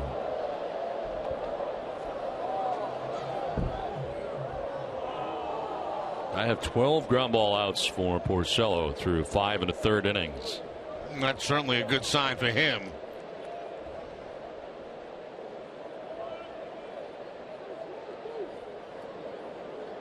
Sinking fastball down and in. Swing and a miss, and he picks up his 3rd strikeout. 2 down here in the 6th inning. Now this sinker might be the best one he's thrown all night. You'll see the late movement on it as it kind of dips when it gets to home plate at 90 miles an hour. That's the 2-seamer with some action right at the end. Peak Insurance, great service, great coverage, and a great price for auto, home, or life insurance. 2 down, 7 in a row retired by Porcello. Cole Gillespie takes a pitch outside. He is grounded to short and then an RBI single to center. Drove in the 2nd Marlins run in the 4th inning.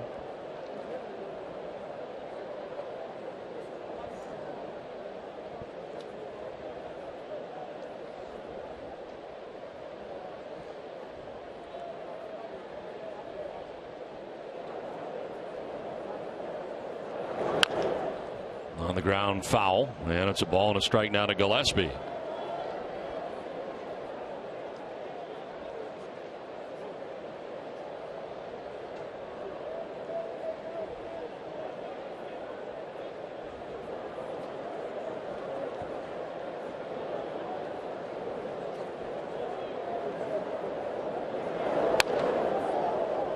Framed there by Hannigan. Looked like he may have caught the top of the zone, but called the ball. 2-1. Yeah, maybe one of the reasons he didn't get the call is because he had to reach across for it.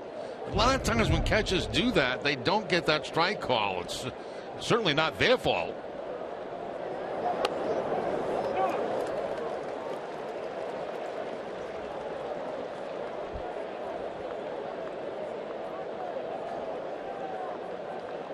Deuces are wild on the scoreboard and left. 2 balls, 2 strikes, 2 down.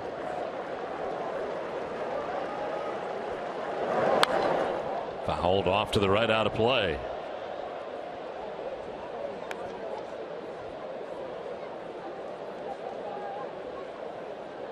.94 tonight, reaching his average. 112 the high on the year.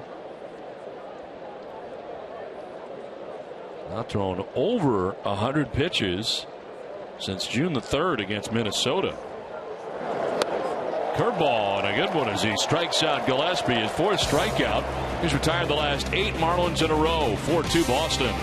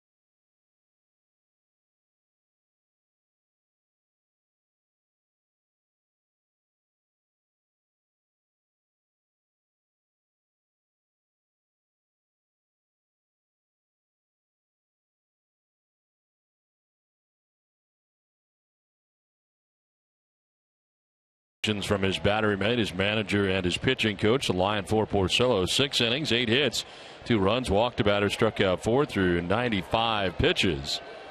And had a tough 3rd inning, but really that was it. The rest of it was pretty good for Porcello tonight. I think, watching it tonight, Don, to me, it just seemed like he mixed more pitches in. His curveball was pretty good tonight, the sinking fastball. He threw some sliders. I think as Hannigan said, pitch selection and mixing his pitches up was probably the difference in this game tonight. As you mentioned, got out of a couple of jams, but only the 2 runs given up. A lot more ground ball outs than we're used to seeing. More along the lines of what we thought we were going to see. Yeah, that's a good sign, when you get a lot of ground ball outs on curveballs that are down and, of course, sinking fastballs that are down. I had him for 13 in the game and ends up retiring the last 8 batters that he faced before departing.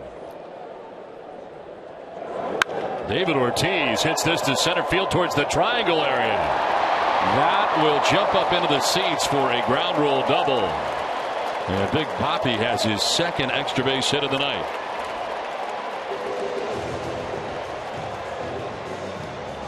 David Ortiz hitting the ball hard twice tonight. Once to the opposite field for the home run, and he takes his fastball that's down and away and hooks it.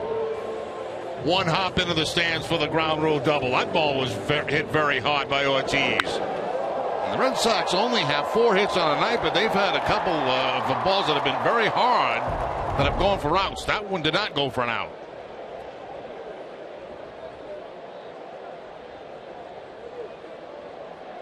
There's Hanley Ramirez, who has lined out twice in this game.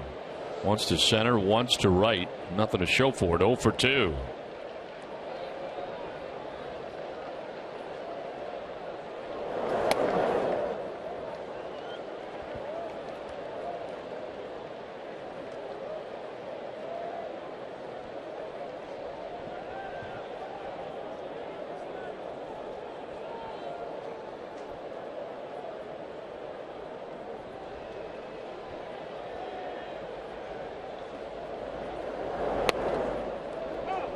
In there for a strike, and it evens at 1-1.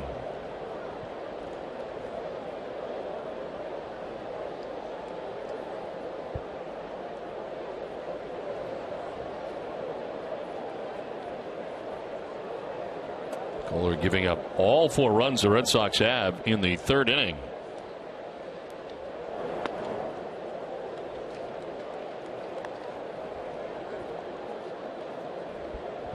It's capped off on the 2-run home run by David Ortiz, 15th home run of the year for Big Papi. He's now added a double to his resume tonight.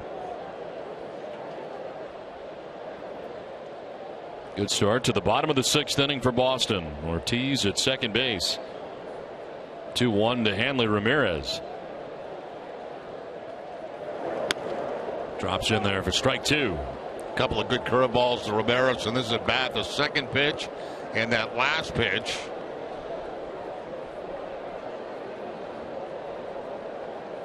Kohler coming up on his, actually has surpassed his average tonight.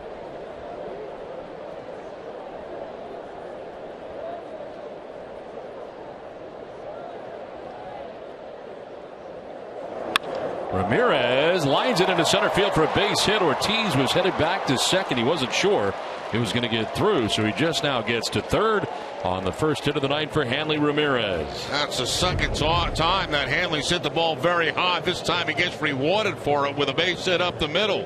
Ortiz had to freeze at second base. He's not sure if D. Gordon's going to make that catch on the line drive, so he goes from second to third. So the Red Sox in business here. Nobody out. Couple of base runners.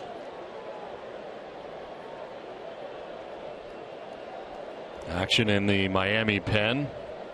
Right-hander up in Sam Dyson, who just did get up. First and third, nobody out. Pablo Sandoval, the batter, 0 for 2.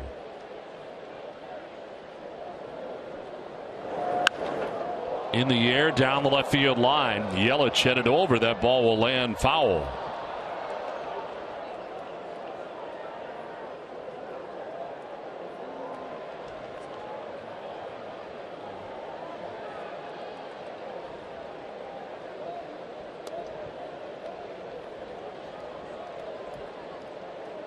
Four runs, 5 hits, no errors for Boston. 2 runs, 8 hits, an error for Miami. Red Sox batting here in the bottom of the 6th inning. And a foul off to the left as Sandoval down 0-2.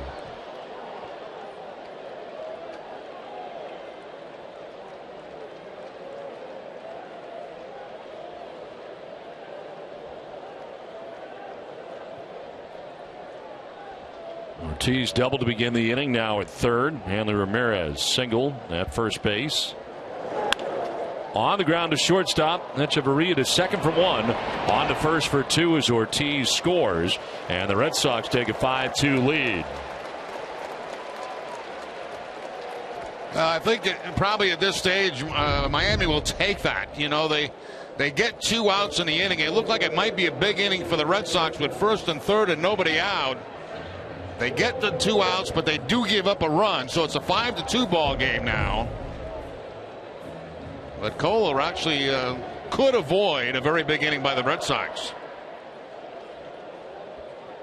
So 2 down, bases empty, and it brings up Shane Victorino. 0 for 2 in the game. He is lined out to second, grounded back to the mound.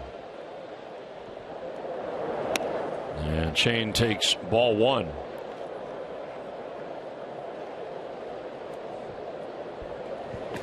Robbie Ross been up for a long time.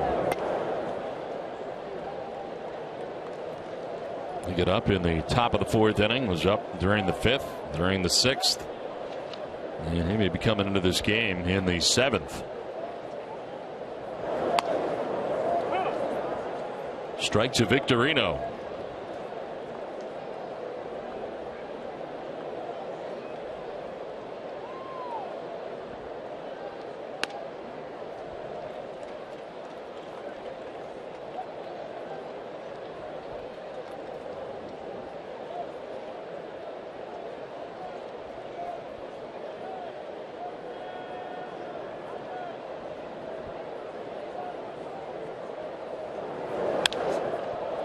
Popped up left side.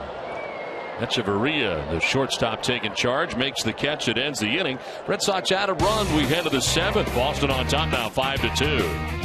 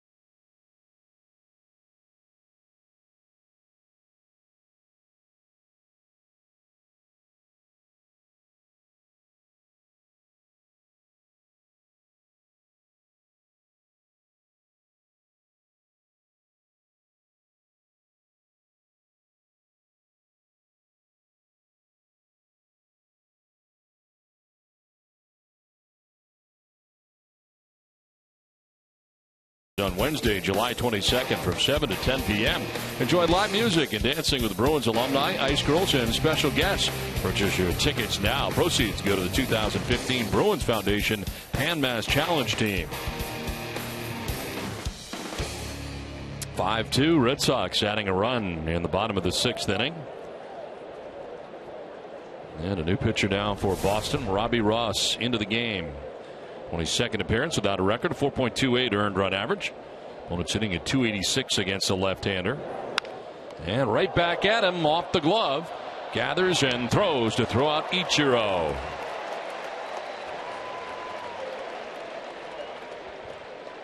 Coming up after the 3rd out of this inning, we'll have more stats, facts, and fantasy updates from around Major League Baseball. One down here in the 7th inning. Matt Barnes up in the Boston pen.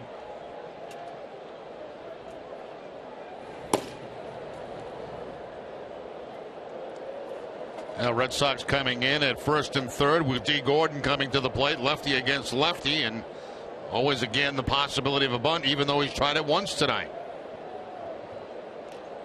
Let's send it down to Gary. Guys, so much all-star talk revolving around Xander Bogaerts. Let us not forget the Marlins have 2 of their own, Giancarlo Stanton. He won't be participating due to injury, but this guy right here, D. Gordon, he will be in Cincinnati next week. He's now just 1 all-star game appearance shy of his father, Tom Gordon, who actually was an all-star for the Red Sox in 1998, and then 2 more times with the Yankees. In fact, Gordon's pretty used to coming to Fenway Park. His fondest memory, though, when he was 16 in the stands when his father was a member of the Yankees.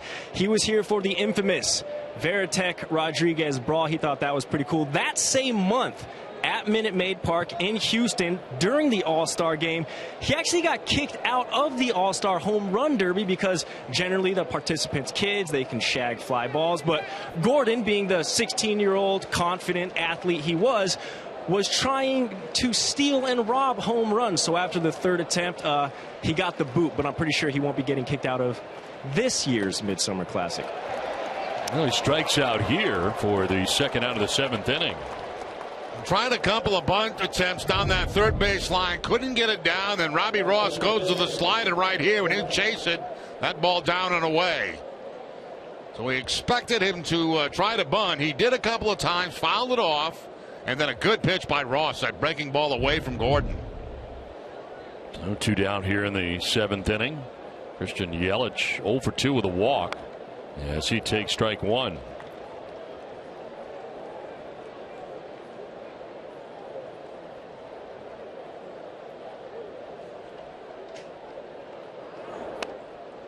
Takes strike 2. Staying away here so far and picking up that outside corner is Robbie Ross.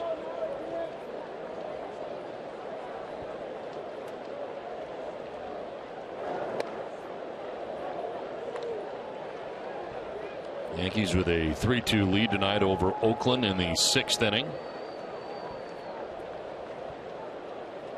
Toronto on top of Chicago 4-3. Fly ball foul off to the left out of play. Red Sox beginning the night 5 games back of the Yankees, who they will host beginning on Friday night for the weekend series.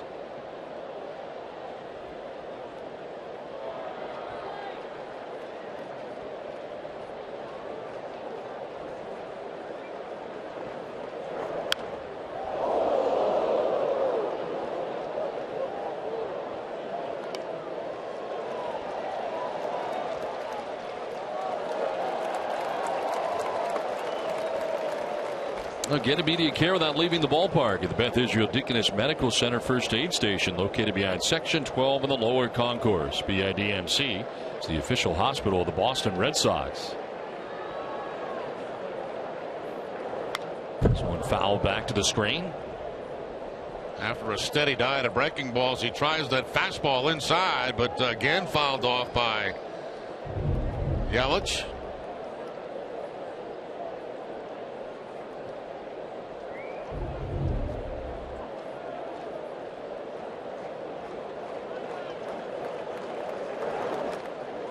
In the dirt, and it is now 2-2.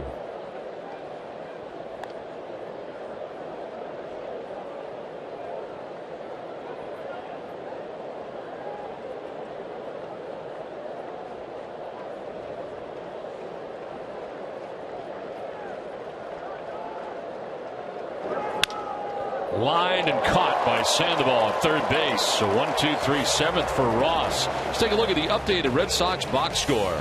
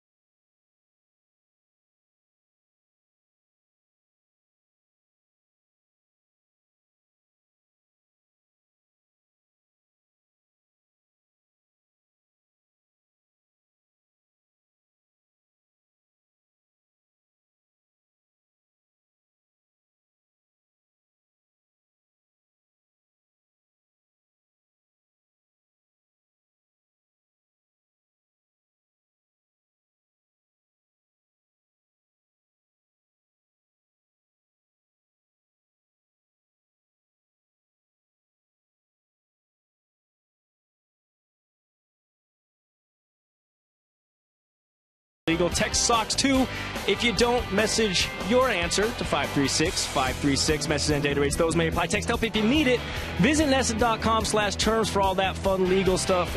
Jerry, I'm pretty sure I know where you're going with this one. Sox one. Yeah, definitely one. Yeah, that is an illegal pitch. And, you know, we went over it last night. And Major League Baseball really has to take a look at that, because that is certainly not a legal pitch. There's no way in the world. And it's nothing against Carter Capps. I mean, if they're going to allow him to do that, right, he's going to do it. But the fact is, it's not a legal pitch. And that has to be looked at very closely by Major League Baseball. And whatever rule they've got in place right now, they have to change it, because it's just not right. I mean, watch the foot come up and then come back down, and he's not in contact with the rubber. He's jumping. It's not like he's dragging his toe either. He's not doing that when he comes off the rubber. So, you know, I was hard on it last night, but the fact is, it's an illegal pitch. This one dribbled back towards the mound. Dyson, the new pitcher, throws it away. And reaching is De Aza. Moore got a glove on it. Well, we've seen this before tonight, haven't we? A pitcher throw a ball away at first base. Looked like it was going to be the first out of the inning. Instead, Dyson way to the right of, the left of Bohr, and De Aza finds himself on at first base. Let's see how the Red Sox play this. They got some options with Hannigan. Sacrifice, he's been doing a very good job hitting and running. He's got speed at first base, so John Farrell's got some options in this situation late in the game. So the second pitcher throwing error of this game for the Marlins, as the starter Tom Kohler was assessed a miscue in the third inning, and now it is Sam Dyson, the new pitcher. See what Hannigan does, as he will take ball one. He's been taking a lot of balls, walked twice in this game. If they're going to put a hit and run on, Don, excuse me, it could be on this count. It is a good hit and run count. Anytime you think you're going to get a strike.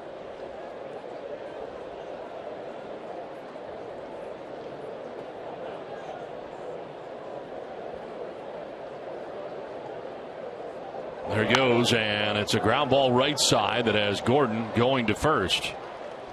So he grounds out as De Aza takes second base. Worked out all right. Yep, they try it. It doesn't, it's not the first and third variety, but it gets the job done anyway by making contact and getting the man in second base in a close ball game. So they try the hit and run, the adjustment at second base by D. Gordon, and they get the out at first base, but the Red Sox do get a man in a scoring position.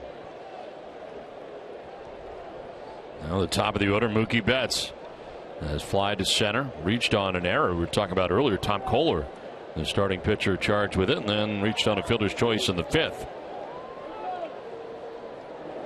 Red Sox only with 5 hits in the game, being out hit here by Miami 8-5, but on top 5-2.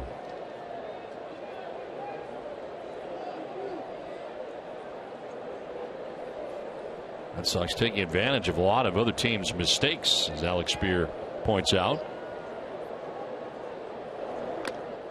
A foul tip there evens a count of 1-1. So Sam Dyson, the new pitcher on here for the Marlins, take over for Tom Kohler, who went the first 6 innings. And Dyson into his 38th game of the year, 3-3 with a 3.62 earned run average, 36 strikeouts, 15 walks.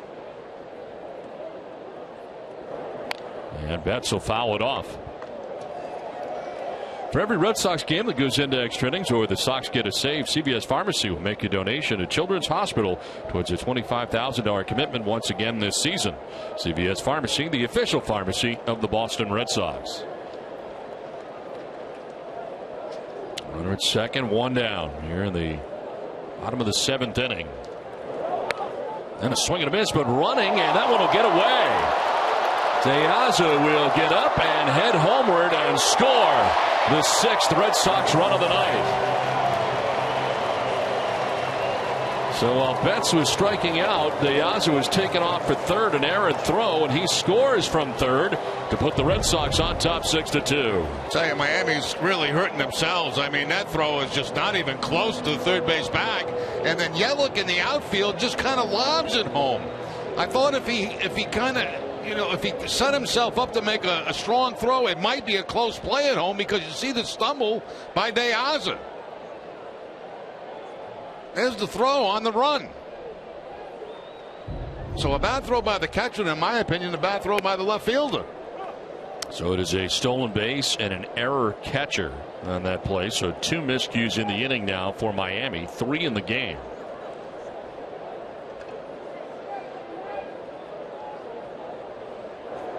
Brock Holt fouling it at the plate, down 0-2. And I love the style the Red Sox are playing right now. I mean, they're doing more things to put pressure on the defense. And I can tell you, you know, playing defense at this level, you can get back on your heels and, you know, you can get rattled a little bit when teams do things. And the Red Sox have done a lot more hit and running, a lot more running, forcing bad plays.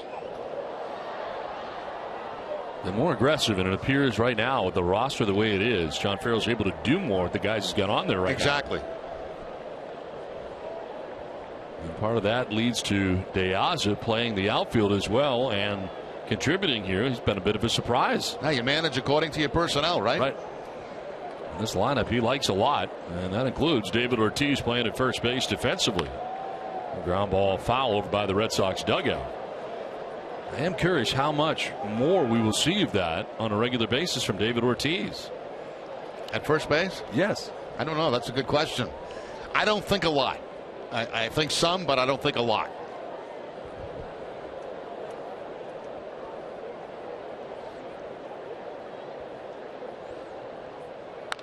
On the ground, foul over by the Red Sox dugout.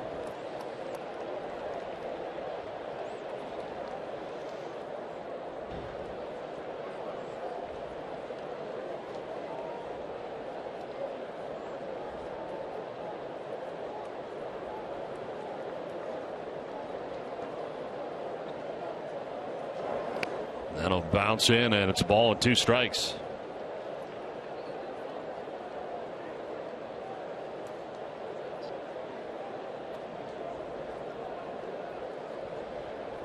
Xander Bogaerts on deck. Base is empty here with 2 down in the inning.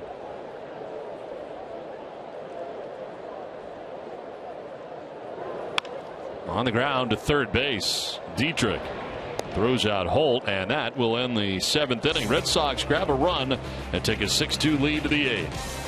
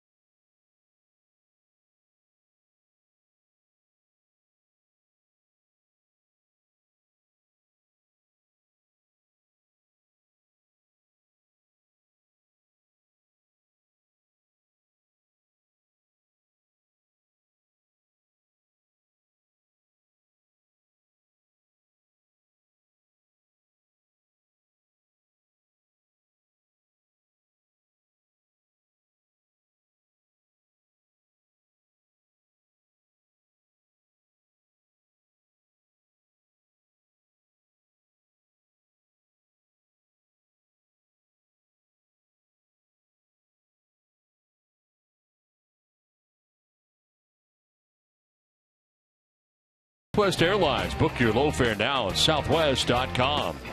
Sullivan Tire and Auto Service. Thank you, New England, for 60 great years. And by your local Subaru dealers. Back at Fenway with the Red Sox on top 6-2 as we head into the 8th inning. Well, Sunday on Nesson Clubhouse, hear from former Little League pitching phenom Monet Davis and learn what it's like to be the Nesson game director. Plus, how much reaction time did Hanley Ramirez have before hitting his one-armed home run? Find out on Nesson Clubhouse Sunday at noon, presented by Delta Dental of Massachusetts.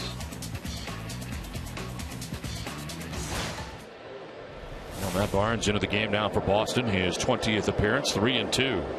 With a 5.06 earned run average, 22 strikeouts, 7 walks, and opponent sitting at 340 against the right-hander.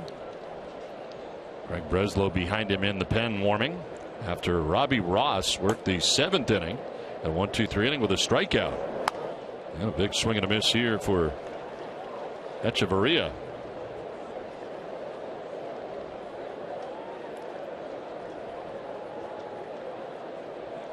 Echeverria 0 for 3 in the game tonight. Has grounded out twice and struck out. That's a fly ball to center. Betts will go back and make the catch.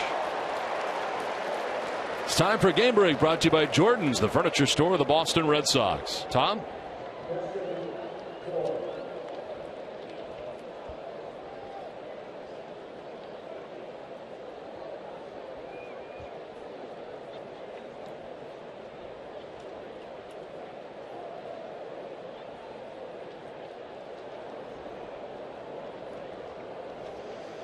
Okay, Tom, thanks very much. Back here at Fenway Park, where the Red Sox have a 6-2 lead. They jumped out to a 4-0 advantage with a 4-run third inning.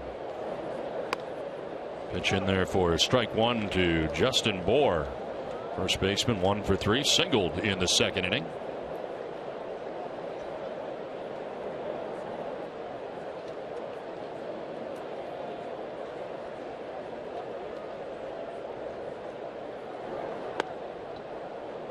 Bit low, and it's a ball and a strike. The closer for the Marlins up in the pen, A.J. Ramos.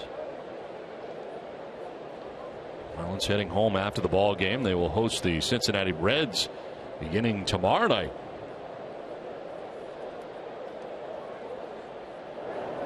Pitch outside, and it's 2-1.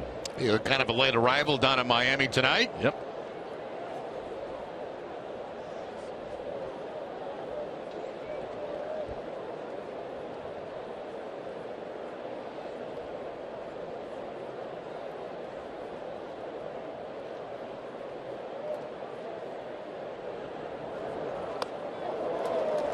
Swing there for Bour, and it's 2-2. Good curveball that time from Barnes, busting Bour down and in.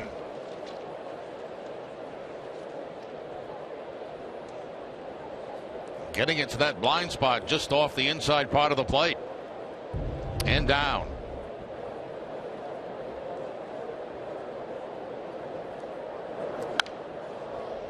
Last saw Barnes on Sunday against Houston as he ended up getting the win.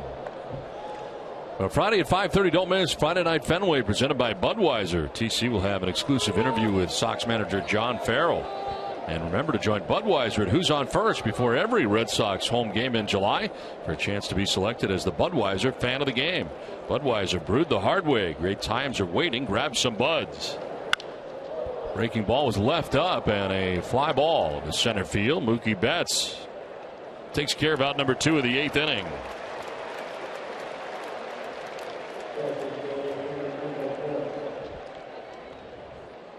H.B. Hood salutes the Red Sox Foundation for its commitment to 4,900 accredited charities throughout New England.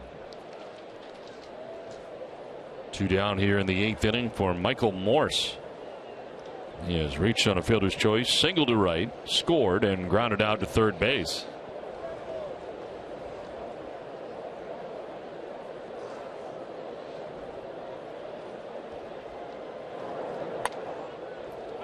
A high strike call.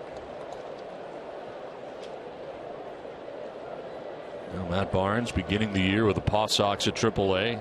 It's been recalled 3 times.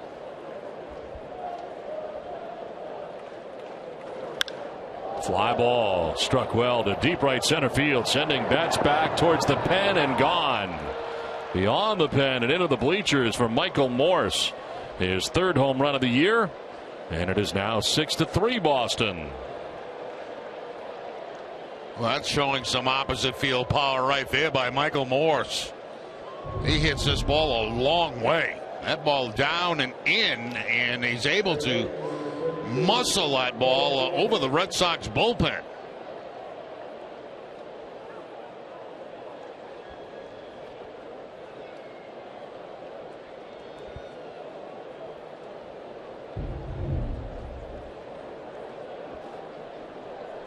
So 2 down, Derek Dietrich, the batter. He will take ball 1. Hannigan left it there for a while, but Gabe Morales, home plate umpire, not biting.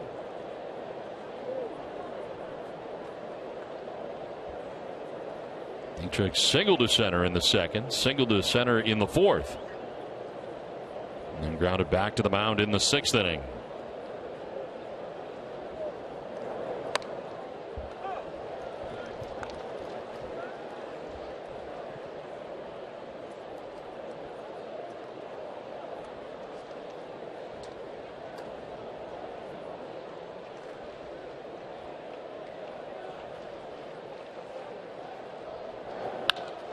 Line to center field and a base hit for Derek Dietrich, his 3rd hit of the night.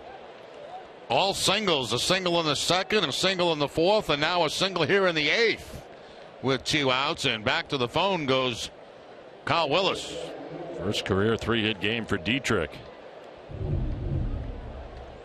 He gets the fastball from Barnes and takes it into center field for the base hit.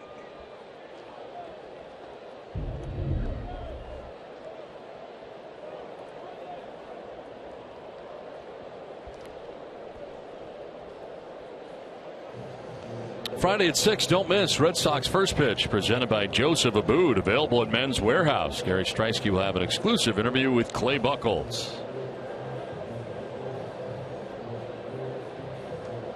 We have new action in the Red Sox pen. Breslow had been up. It is now Alexia Gondo starting to warm in the pen.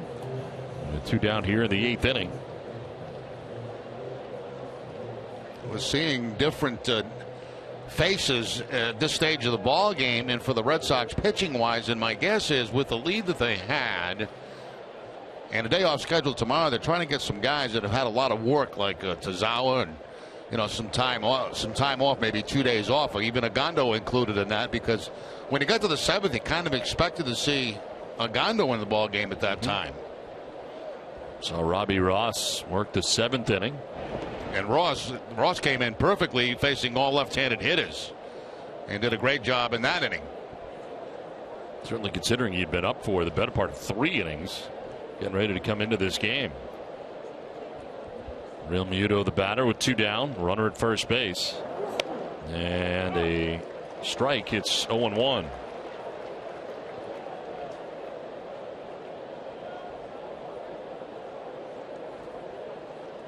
Marlins getting a run back here so far in the top of the 8th inning. Michael Morse with a home run.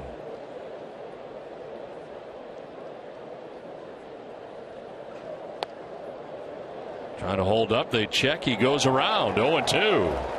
Tambolino, first base umpire, said he offered. Take a look from the side. Very close.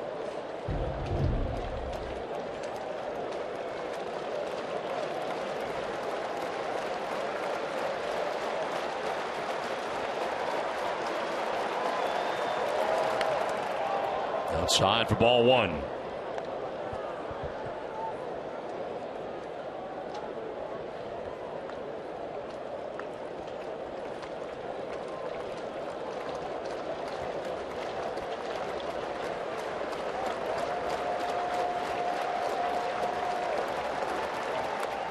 Fouled straight back.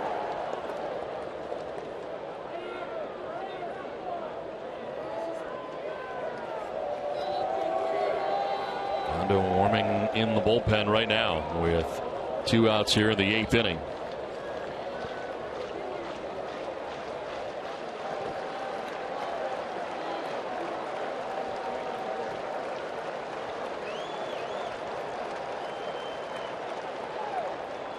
Check on first, and Dietrich back to the bag.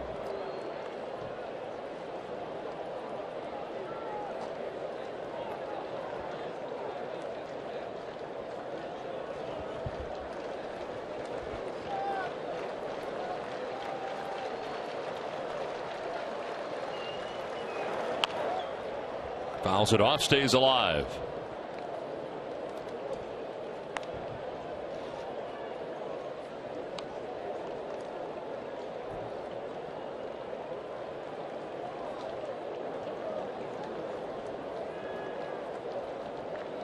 Matt Barnes, born in Danbury, Connecticut, resides in Bethel, Connecticut during the offseason.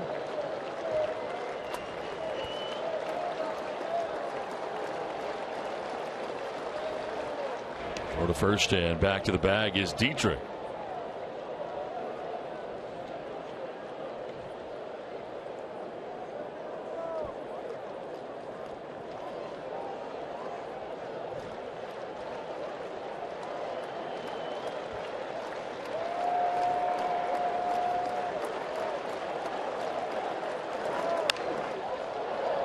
In the air, down the left field line, De Aza and Bogaerts. It'll be Xander makes the catch that ends the inning. A run for the Miami Marlins at 6-3 Boston.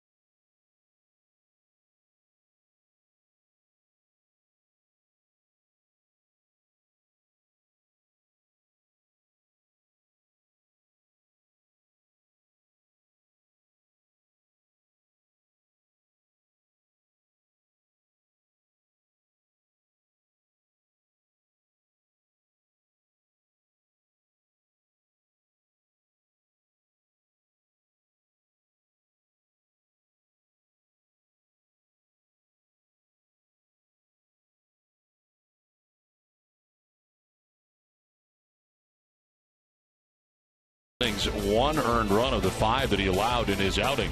Rick Porcello goes 6 innings, giving up 2 runs, 8 hits. Chance to snap that 7-game losing streak that he has coming into tonight's game. As Bogaerts 1 for 3 tonight, and David Ortiz 2 for 3, including his 15th home run of the year, a 2-run shot back in the 3rd inning for Big Papi. A.J. Ramos, the closer right now for the Marlins, comes into the game. Getting some work here, trying to keep the score where it's at. 3-run deficit for the Marlins. 38th appearance, 0-1. 1.19 earned run average. 46 strikeouts, 10 walks, and opponents hitting at 142 against Ramos. First face, Xander Bogaerts to begin things here in the bottom of the 8th inning. Bogaerts, Ortiz, and Ramirez expected in the inning. Xander struck out in the 1st inning, reached on an infield hit in the 3rd, lined out to right in the 5th. And don't forget to keep voting for Xander Bogaerts for the All-Star Game. Text A1 to 89269 or visit redsox.com/vote to cast your ballot for Xander. Message and data rates may apply. A 1 pitch.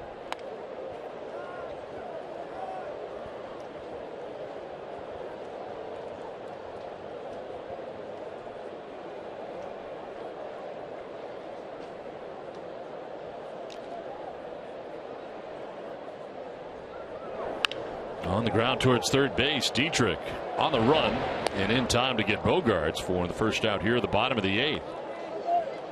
Let's take a look at the Toyota play of the game. And the 2-run home run by David Ortiz back in the 3rd inning. 15th home run of the year. RBIs 42 and 43 of the season.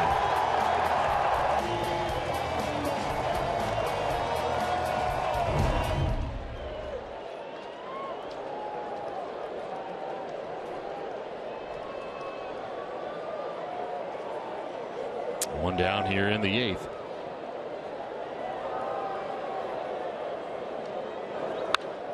This is down the right field line and foul. Not ahead of that. Boy, David's had some very good swings in this game tonight. The home run, the hard hit double. Sure, you take a look at that now. His home run tonight, 15 home runs, 43 RBIs. We're just about to the All-Star break, and sort of feel like David could have a better second half than he had in the first half and get back to that 3,100 plateau that he's used to. It's certainly possible. Because for a long time, I mean, it was very slow going for David. Well, stay tuned following WB Mason Extra Innings Live for Red Sox Final, presented by Uno's. TC and Tim Wakefield will preview Clay Buchholz's start on Friday against the Yankees. Clay Buchholz in Game 1 against Michael Pineda. It'll be Eduardo Rodriguez against Ivan Nova on Saturday. Then Wade Miley against Nathan Eovaldi in the finale on Sunday. We'll be with you on Friday and Sunday. Fox has the Saturday game as Hanley sends one foul down the right field line out of play. Saturday night, it's a night game, I believe. 7 o'clock. It is indeed. 7 o'clock Friday, 7 o'clock Saturday, and 1:30 on Sunday, right before the All-Star break.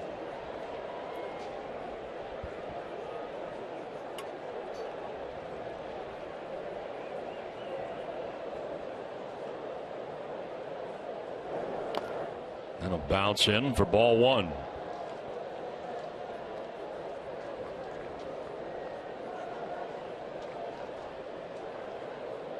Brad Hand up in the pen.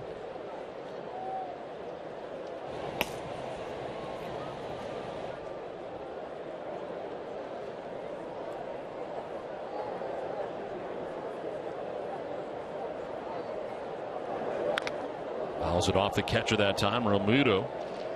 Tomorrow at 6:30, don't miss Red Sox Game Day Live, presented by DCU. Alex Spear will stop by to give you the latest on what's happening in the Red Sox farm system. DCU, Digital Federal Credit Union. What can DCU save you?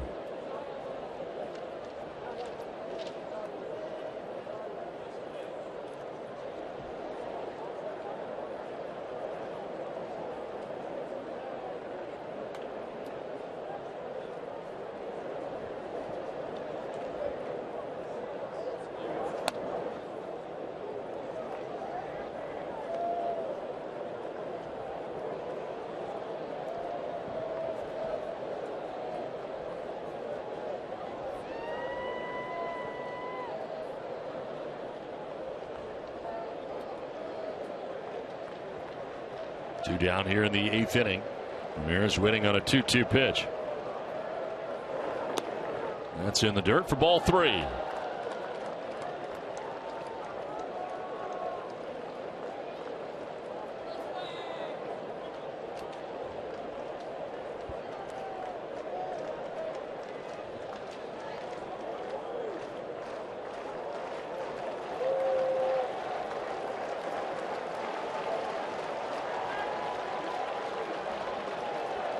Payoff pitch. And Ramirez strikes out to end the inning. We head for the 9th. It's 6-3 Boston.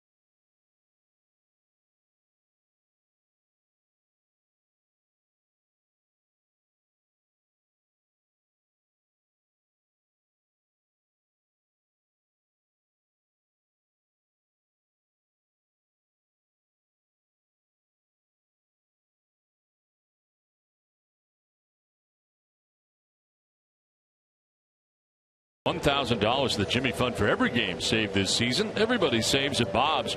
Bob's Discount Furniture, quality, choice, and value. Learn more at mybobs.com. Koji Uehara into the game. His 35th appearance of the year, 2-3 with a 2.61 earned run average, 20 out of 22 in save opportunities, 34 Ks to 6 walks, and opponents hitting at 191 against Uehara. Red Sox also making a defensive change as Travis Shaw takes over for David Ortiz at first base. And a pinch hitter, Jordani Valdespin, is pinch hitting here for the Marlins. For Cole Gillespie, Valdespin's first appearance of the series as he takes strike one.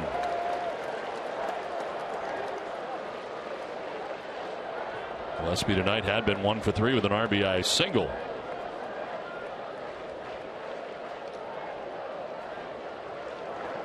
Swing and a miss, and it's 0-2. Split-fingered fastball that time by Uehara. First pitch fastball, second pitch splitter. Good movement away from the left-hander. Tries it again in the same spot, but that time not chasing it. Uehara has converted each of his last 10 save opportunities. And his 20th save of the year last night. Down the left field line and foul.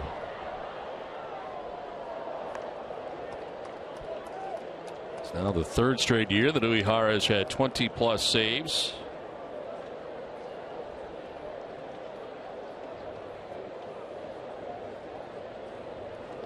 He's now saved half the Red Sox victories on the season. Valdespin staying alive here. Ball and 2 strikes.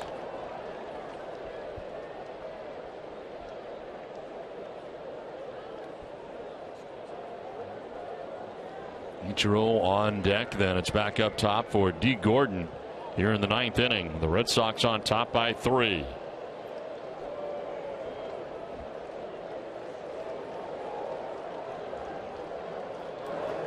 On the ground right side, Brock Holt to first for out number 1.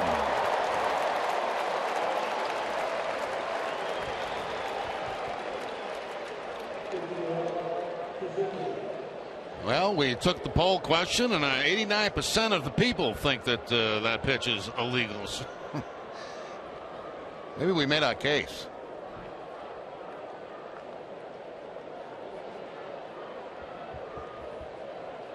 One down in the 9th, and it brings up Ichiro.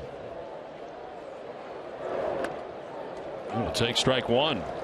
He struck out, singled in the 4th inning, and then grounded back to the mound in the 7th inning.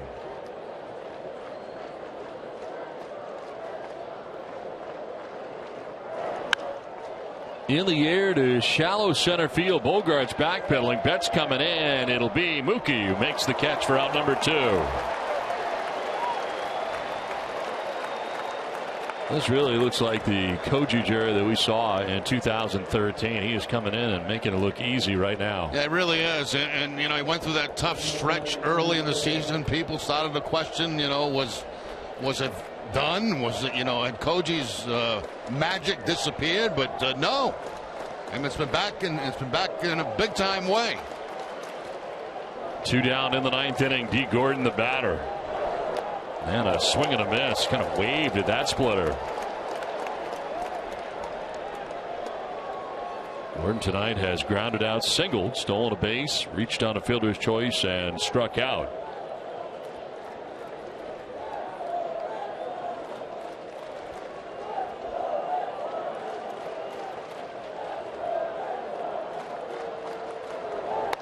Oh, and 2. This will bring them to their feet at Fenway with 2 down and 2 strikes in the 9th.